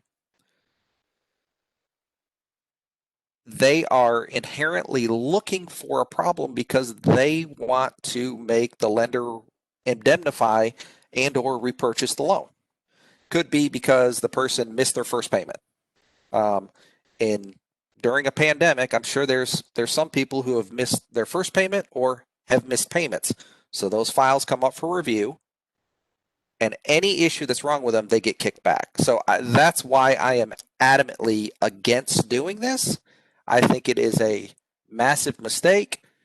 if the lender has a problem with the appraisal after the fact, they've determined there is an actual defect with the appraisal, it should be their responsibility to come file a complaint with the state board. Thank you. I think that was very informative. Is it possible to ignore the first ones, and then if there are 3 or more on the same person, then take attention of that? Will that be something useful?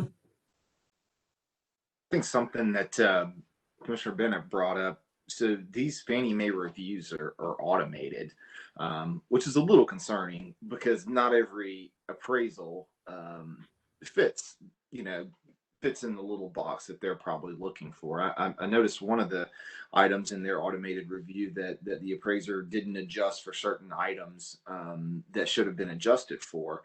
And so we all know when you're dealing with a complex property and you can't quantify every adjustment. And so if we handle that with qualitative analysis within the body of the report, instead of the form, which they're just running through their system, it wouldn't meet their criteria, even though that's an acceptable appraisal practice.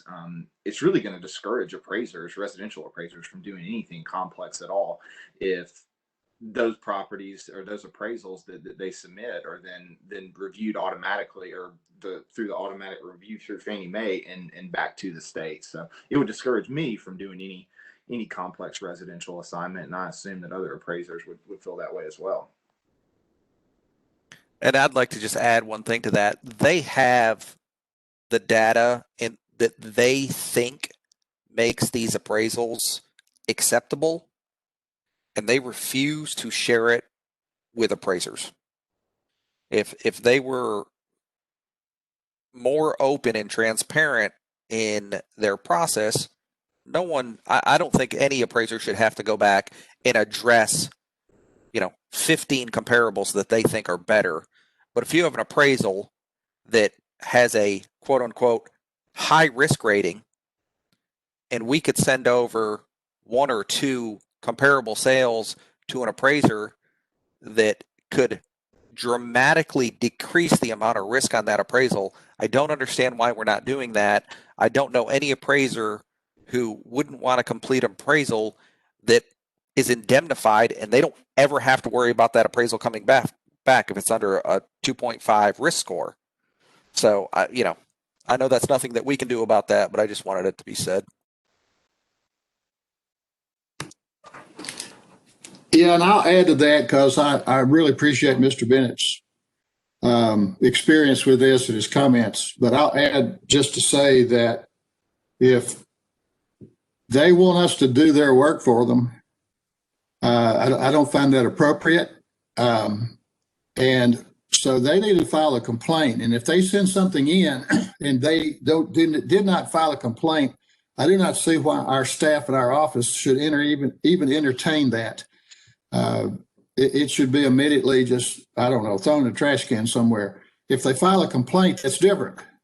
But we should not put the pressure on our administrative staff to make them file a complaint.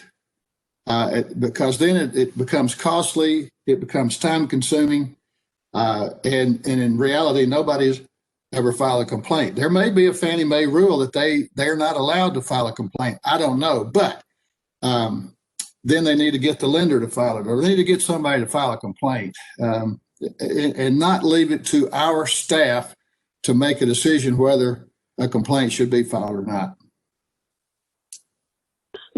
Commissioners, if I may interject in, I understand kind of the reasoning for wanting to adjust the process for the Fannie Mae notification.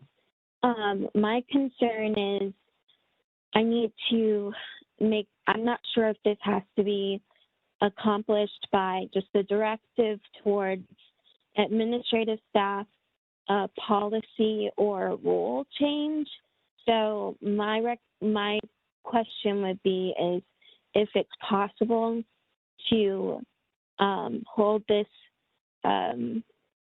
decision to the next meeting so we can go back and look and see what we need to do. It's my understanding we haven't received any of these complaints in the past 3 months. So we'll hold off on administratively opening those.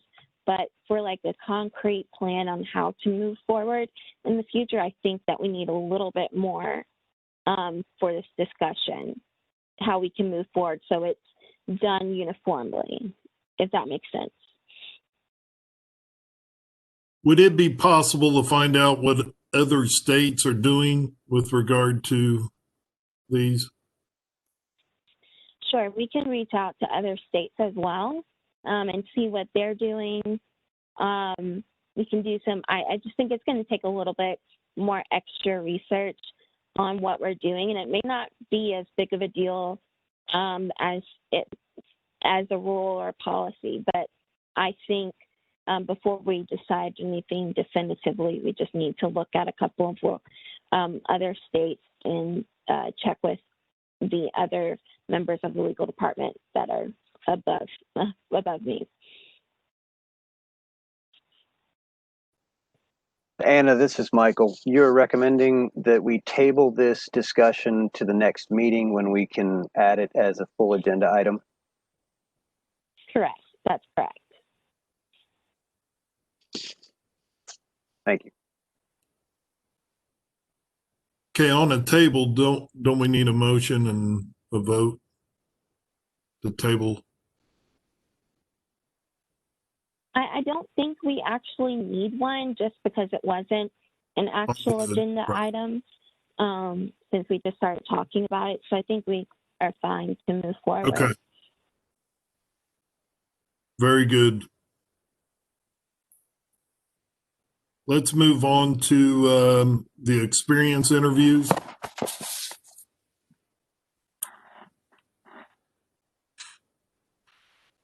In the past, we've handled these as a group. I noticed in the table that was sent out, there are some that have no recommendations yet. Can we go down through each one and see what the recommendations are and then have one vote at the end?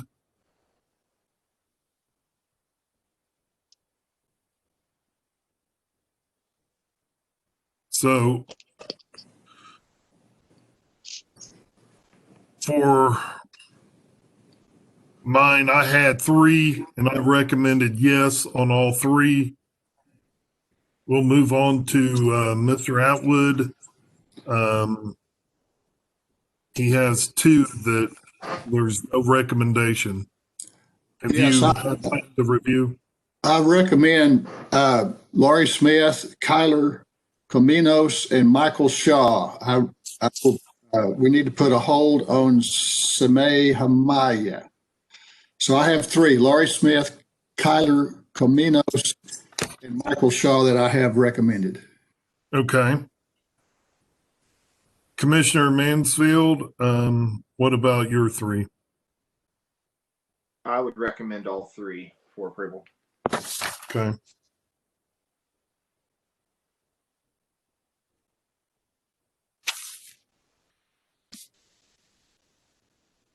So with the exclusion of the one from Commissioner Atwood, is there a motion to accept all these experience? I move to accept them, Michelle Alexander. Okay. We have a motion. Is there a second? I second Pankaj Jain. Okay, very good. We have a motion and a second. Further discussion? Hearing none. Let's vote via roll call.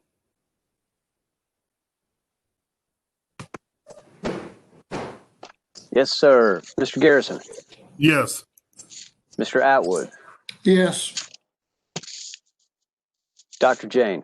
Yes. Mr. Bennett. Yes. Mr. Mansfield. Yes. Ms. Alexander. Yes. Very good. All experience is reviewed except for the one.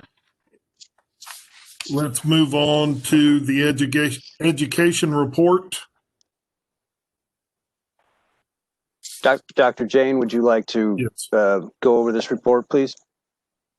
Yes, so I've reviewed the courses submitted and I recommend approval of all of the courses. For one of them, I required them to show relevance for appraisers and they added a statement. So with that addition, I approve all the courses we approved. Very good. Thank you. On the experience, we don't need a motion, do we?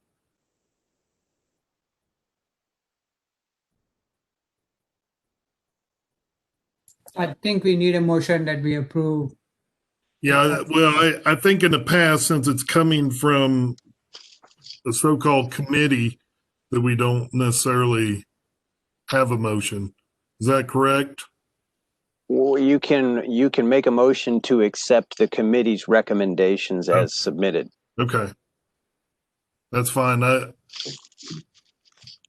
And I believe that's the appropriate measure there, is to accept recommendations from the committee. Okay. Okay, very good. Is there a motion? I'll make the motion to to accept the Education Committee's recommendations. Is there a second? Second. Okay, we have a motion and a second. Thought we just needed to vote on it, but we've got a motion and a second. Let's vote via roll call.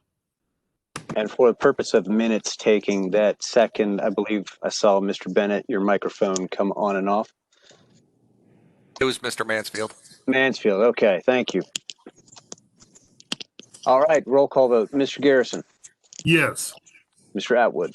Yes. Dr. Jane. Yes. Mr. Bennett. Yes. Mr. Mansfield. Yes. Ms. Alexander. Yes. Okay, thank you very much. Okay, we'll move into the director's report.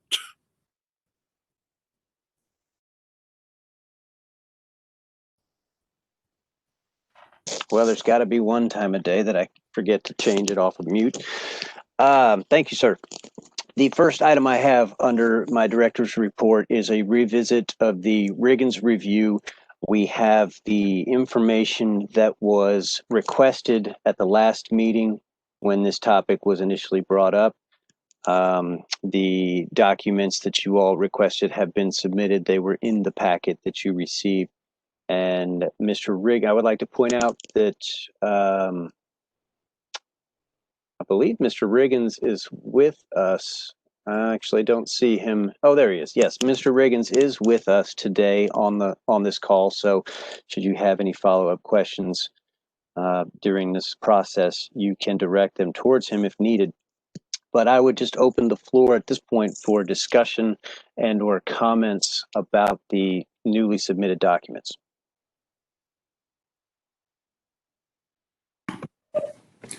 I have a question. Mr. Riggins has been an appraiser, or he's wanting to start a career as an appraiser and wants to know if we would give approval for that. Is that correct? Would you kind of clarify that? That is correct. Anna, do you have anything to add? No, Mr. Riggins is a prospective licensee, and so he wanted to get the commission's opinion on whether or not he could be considered for licensure prior to actually taking those steps. So not to have a decision before he moves forward.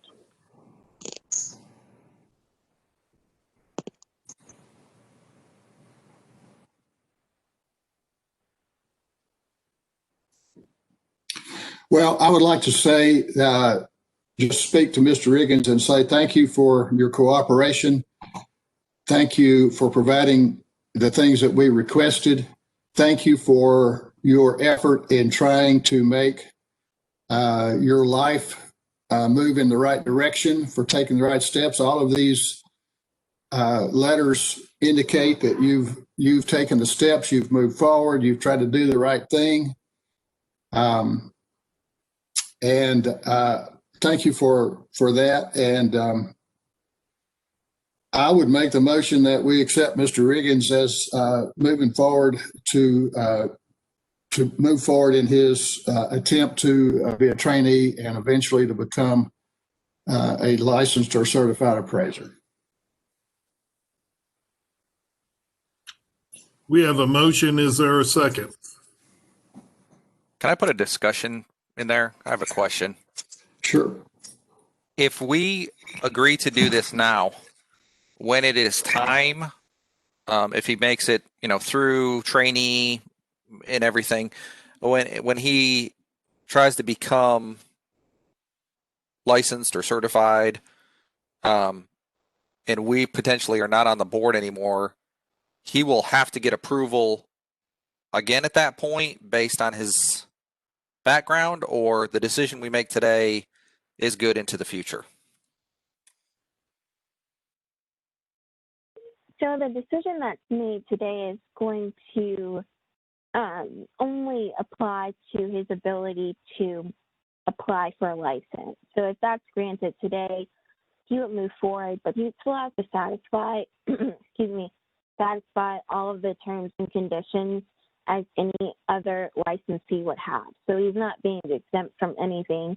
He'll still have to, find a supervisor if that's the path that he chooses to do and move forward. So it's just the way that the statute is set up, that is that if you have certain criminal convictions, you may not be able to apply for licensure until a particular time. So since it seems like that is, does that answer your question, Commissioner Bennett? I don't think we would have to readdress this again in the future based on the criminal conviction. It would just only be based on his performance as registered trainee, whatever, moving forward. Okay, I just wanted to make sure when he didn't try and move from a registered trainee to a certified or licensed appraiser, that he would have to go through this approval process again, and potentially, if there's different commission members, they say no, and he's put all this effort into it. Right. No, I think it would just be at that point looking at competency and his other skills as an appraiser. It's not any, I guess, traits related to any criminal convictions or anything at that court.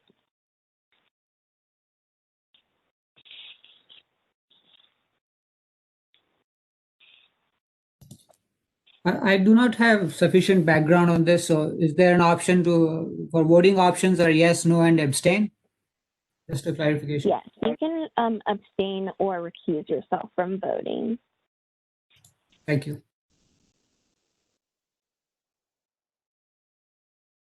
So we have a motion on the floor. I don't believe we have a second. Yeah.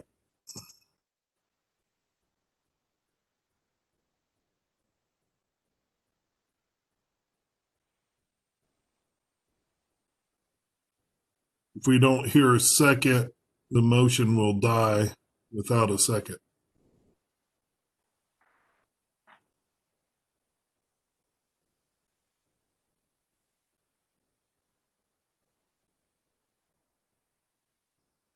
Hearing none, is there another motion?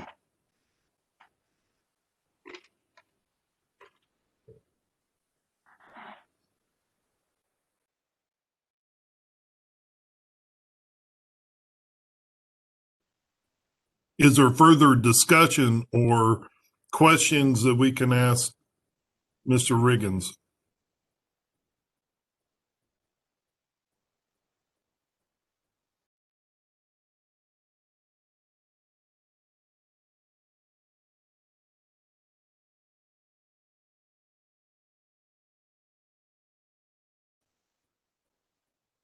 Is there, we either have a motion to accept or a motion to deny, or we could ask for further information.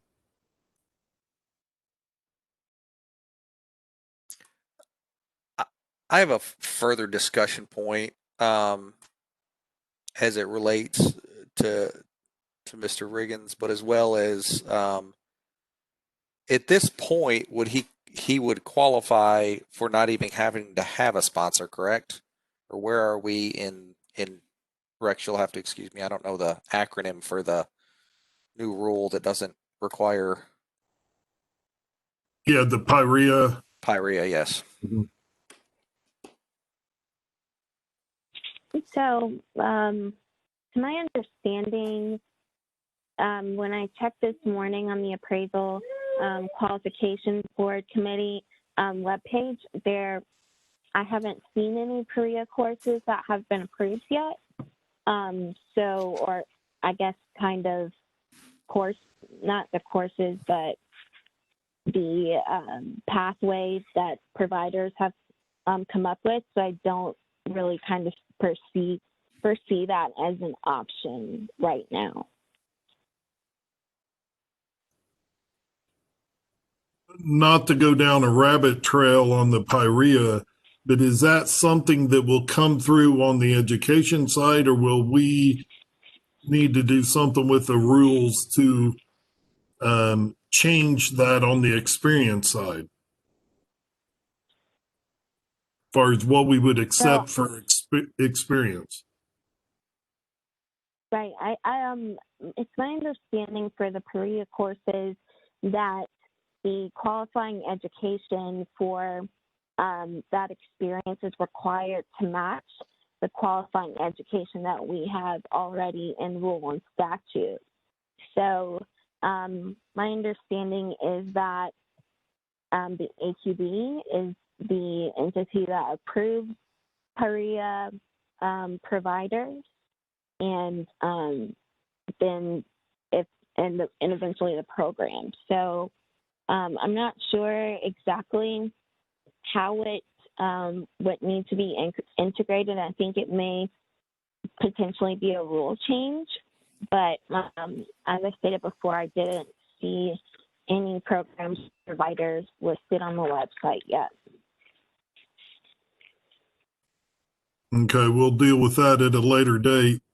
Coming back to this, Mr. Riggins' request, do we have further discussion, or is there a motion that someone wants to make? I've got a question for Commissioner Bennett.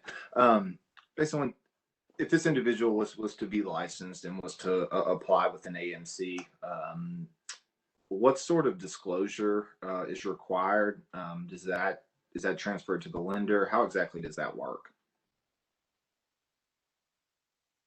On our application that we have a disclosure request. It would be lender specific. Some of them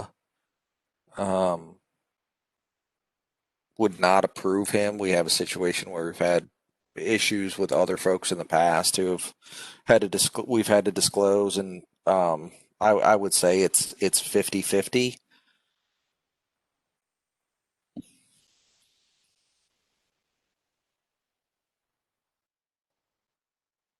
I don't know if that helps answer your question. There's no consistency. Part of it depends on what it is. Some people ask for additional information, but it does have to be. We require it to be disclosed to us, and depending on the situation, may do. We do a cursory background check, but we may do a more in-depth background check. In the same area, would anybody have any knowledge of whether E&O insurance companies would approve him for insurance or not?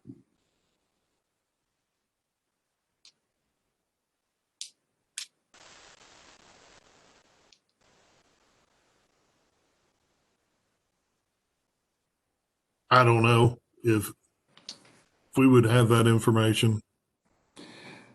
I do know that specifically. Sorry, go ahead. I know of one other appraiser that was approved by the board, I would say probably 6 years ago, who had a felony conviction and served federal time. And that appraiser has been approved by AMCs and clients and does have E&O insurance. It's a different case, So- different situation, but So I just want to interject and say that right now we're kind of making a determination of whether a particular entity were to grant or deny Mr. Riggins' ability to do appraisals, or whether he's able to get insurance. That those kind of requirements would kind of fall outside of the jurisdiction of the board. That would be specifically a requirement that Mr. Riggins would have to satisfy, just like any of the other licensees that would come before us. So I don't necessarily think denying someone because you think they may or may not qualify for insurance would be an appropriate decision to be made.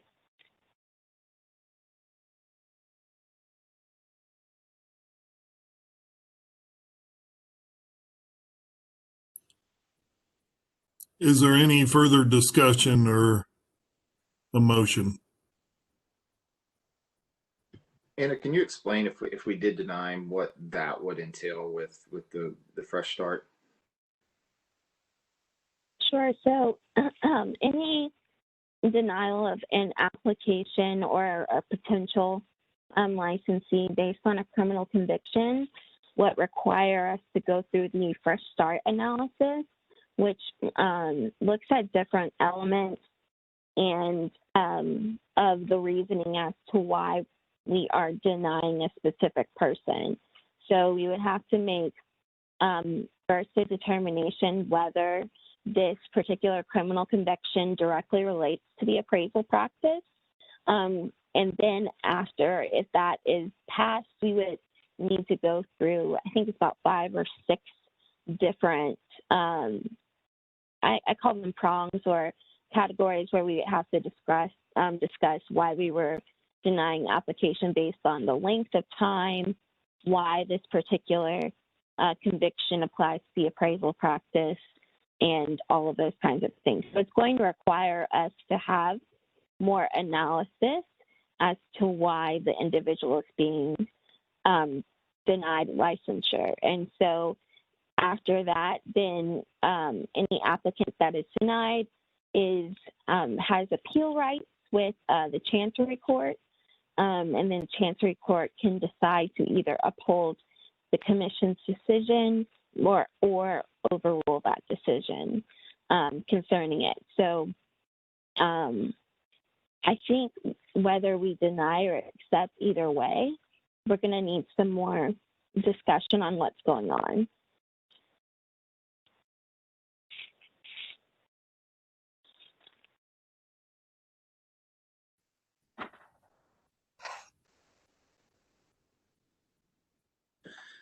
Yeah, where I was coming from asking about the AMC and lender requirements really didn't have to do with him getting work, but just, if I'm personally torn, our industry is a little bit different than others where individuals do have to go into homes and, they could be with children, whoever. And so, if we were to give him approval and allow him to get a license and the lender's they're not checking that or on the back end, then ultimately and I don't even know, liability might be a bad word, but personal concept, Personal responsibility. Yeah, it kind of stops with us. And so that's where I'm kind of torn, truthfully. He provided a lot of information, and I'm all for everybody getting a second chance and moving on. It's just a difficult decision with how our profession operates. And Commissioner Mansell, I do agree that it's a difficult decision, but I do not believe that the board or a commission would be held responsible for another party's action to do adequate research. So that is a business decision policy that another organization, company would need to make. I don't believe that the commission would be held responsible or liable for any of their non-actions that are taken at that point.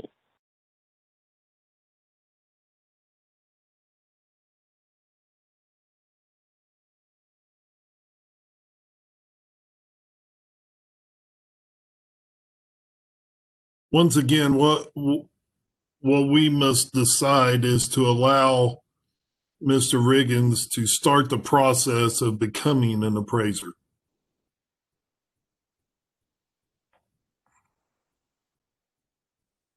Correct. That's what we will be doing, is starting the process, which is, there are going to be several other requirements and satisfactions required of Mr. Riggins if he's allowed to do this, and that this is just merely the opportunity to become licensed, potentially, barring that he satisfies every other requirement that we have in our rules and statutes, just like everyone else.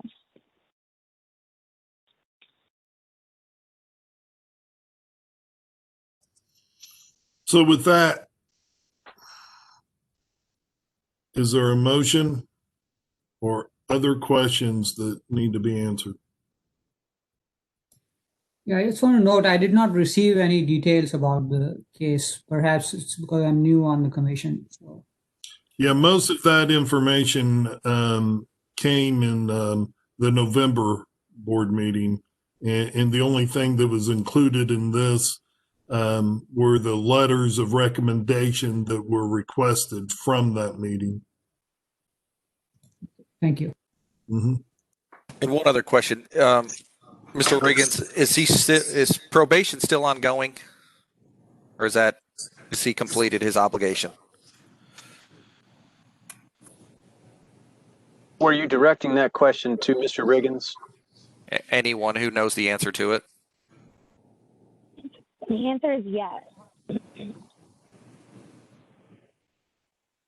Yes to which? I'm sorry. He is still in probation?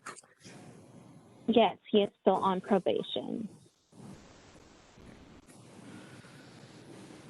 I'm going to put a motion that once he completes his probation, that he can come back to the board and seek approval. And how long will that be?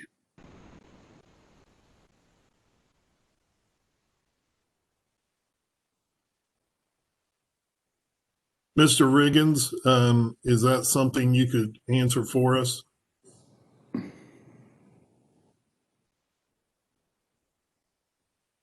Yes, this is Mr. Riggins. Can you guys hear me? Yes, thank you. Yes. My remaining probation period is 9 years.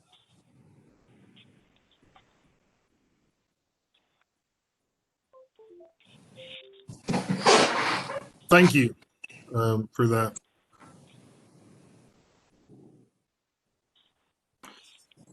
We have a motion. Is there a second?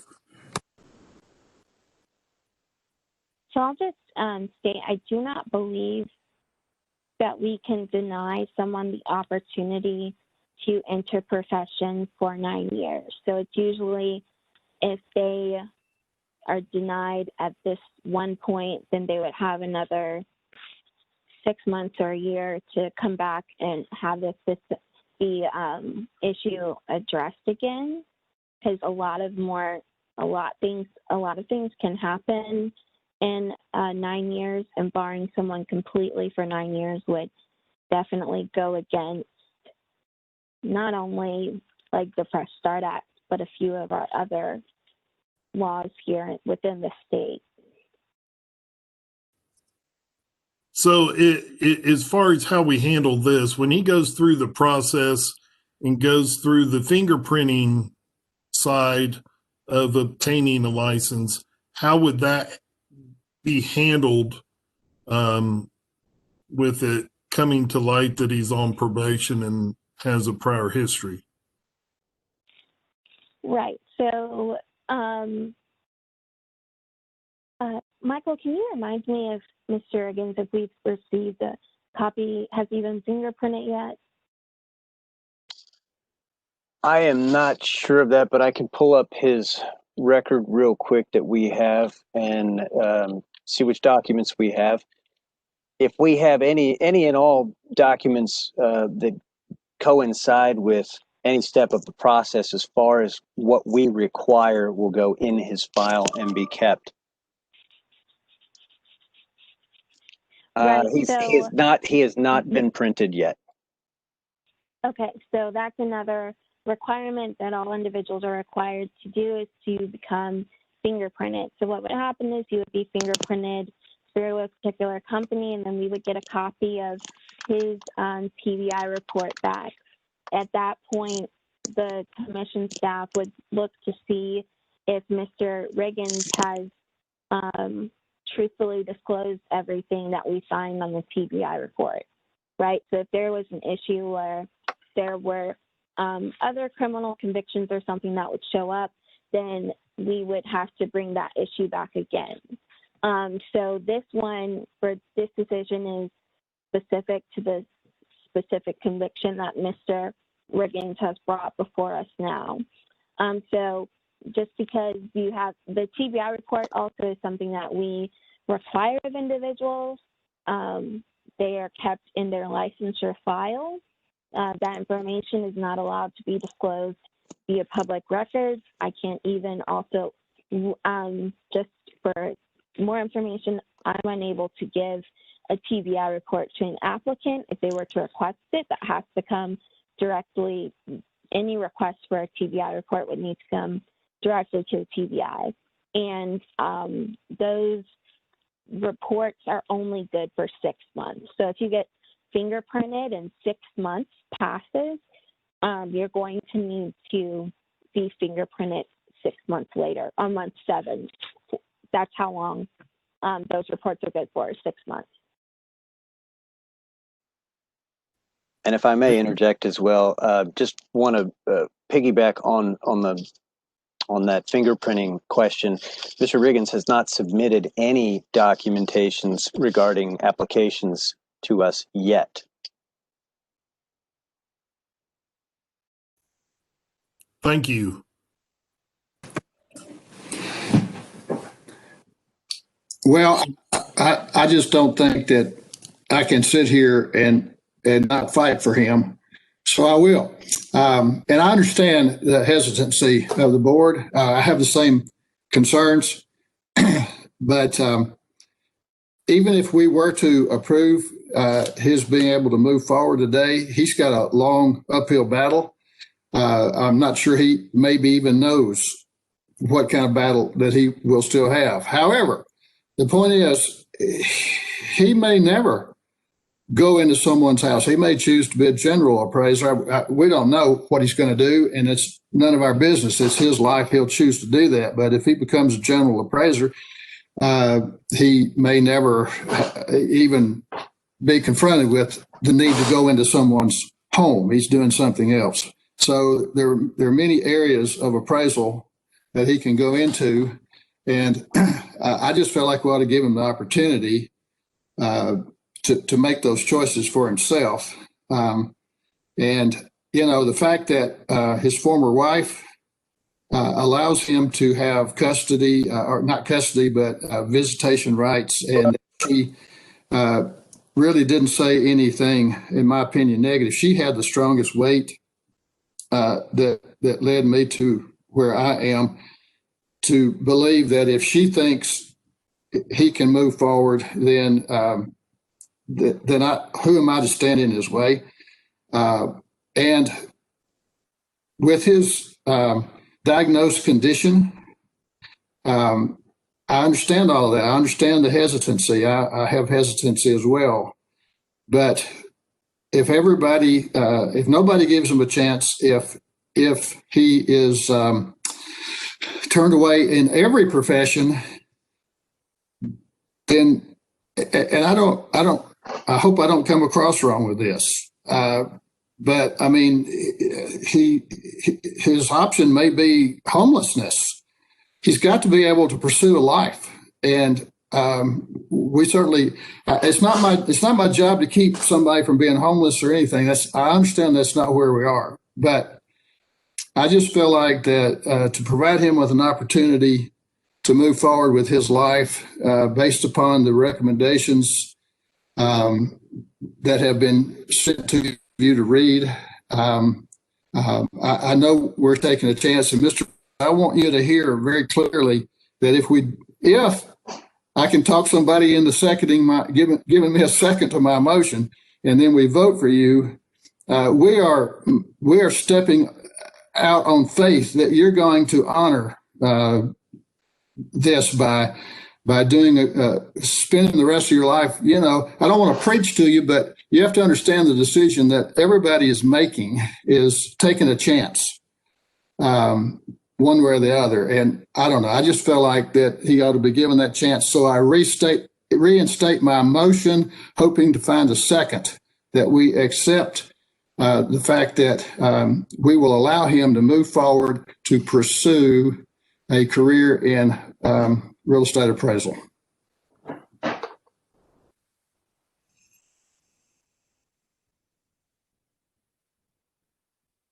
We have a motion, and I believe that I can second it as chairman. Is that correct? I can second a motion. Yes. I will second that motion. At the last meeting, we asked Mr. Riggins for this information. He got it for the very next meeting.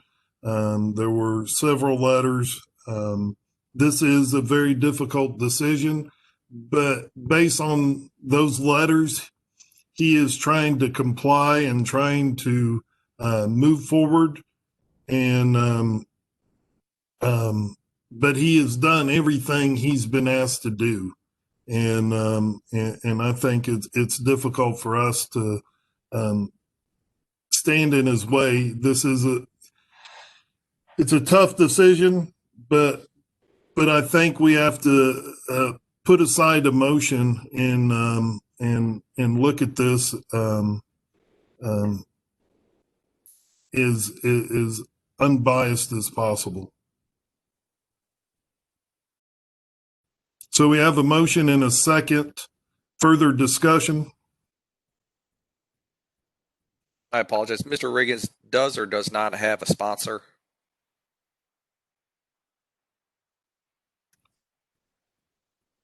I do not believe he has a sponsor at this time. That would be something that he would need to obtain.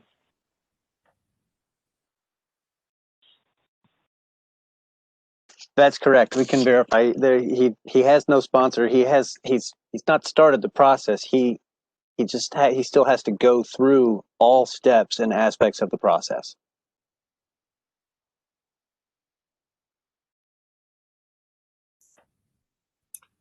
Further discussion? Hearing none, let's vote via roll call.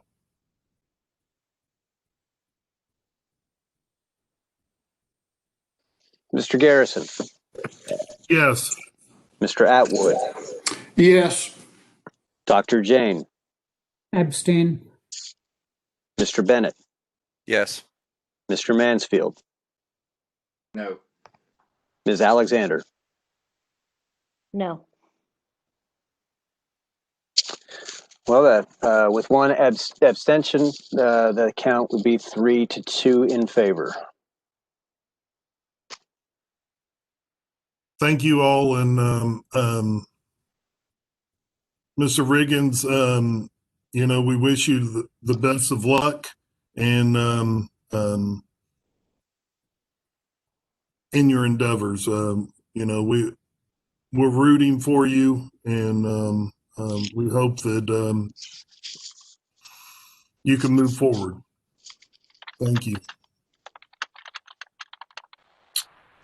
If I may say something, if you don't mind, Commissioner and Board. Yes. Yes, sir. I just want to say thank you for taking on the position to review my case and for giving me the opportunity. And I know it's a difficult one to come up with, everybody has a past. Everybody has stuff they're not proud of. But I have 3 kids to raise, and I'm trying to do my best. It's my only conviction that I've ever had in my entire life. And I am forever grateful for your guys' decision to allow me to pursue residential appraising. Thank you, guys. Thank you. Mr. Schultz, do you want to go on with your director's report, please? Yes, sir. Moving on to the financial statement that you all had received as part of your packet. I believe everyone on the commission has seen these before, and just would like to point out that we're currently operating at positive $77,000 and $2.7 million in reserve. And if there are any questions, I would gladly entertain those.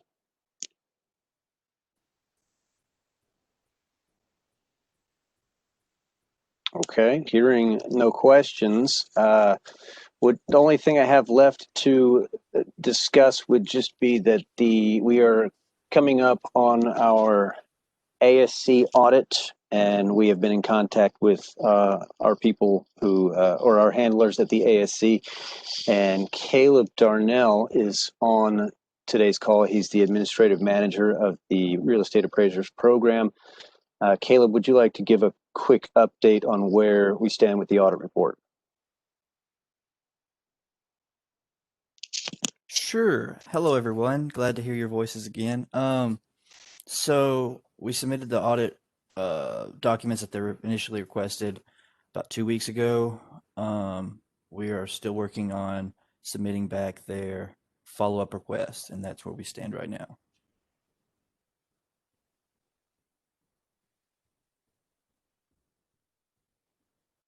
Thank you, Caleb. That's pretty, at this point, it's pretty brief and basic. We have a meeting next week, early next week, with the ASC to discuss more about the process. But at this time, that's all we've got to report regarding that. And that's it for me. I think we could move on to new business if there is any, or move to adjourn, Mr. Chairman. I have one question. There was I received an email and a phone call earlier this year about a trainee that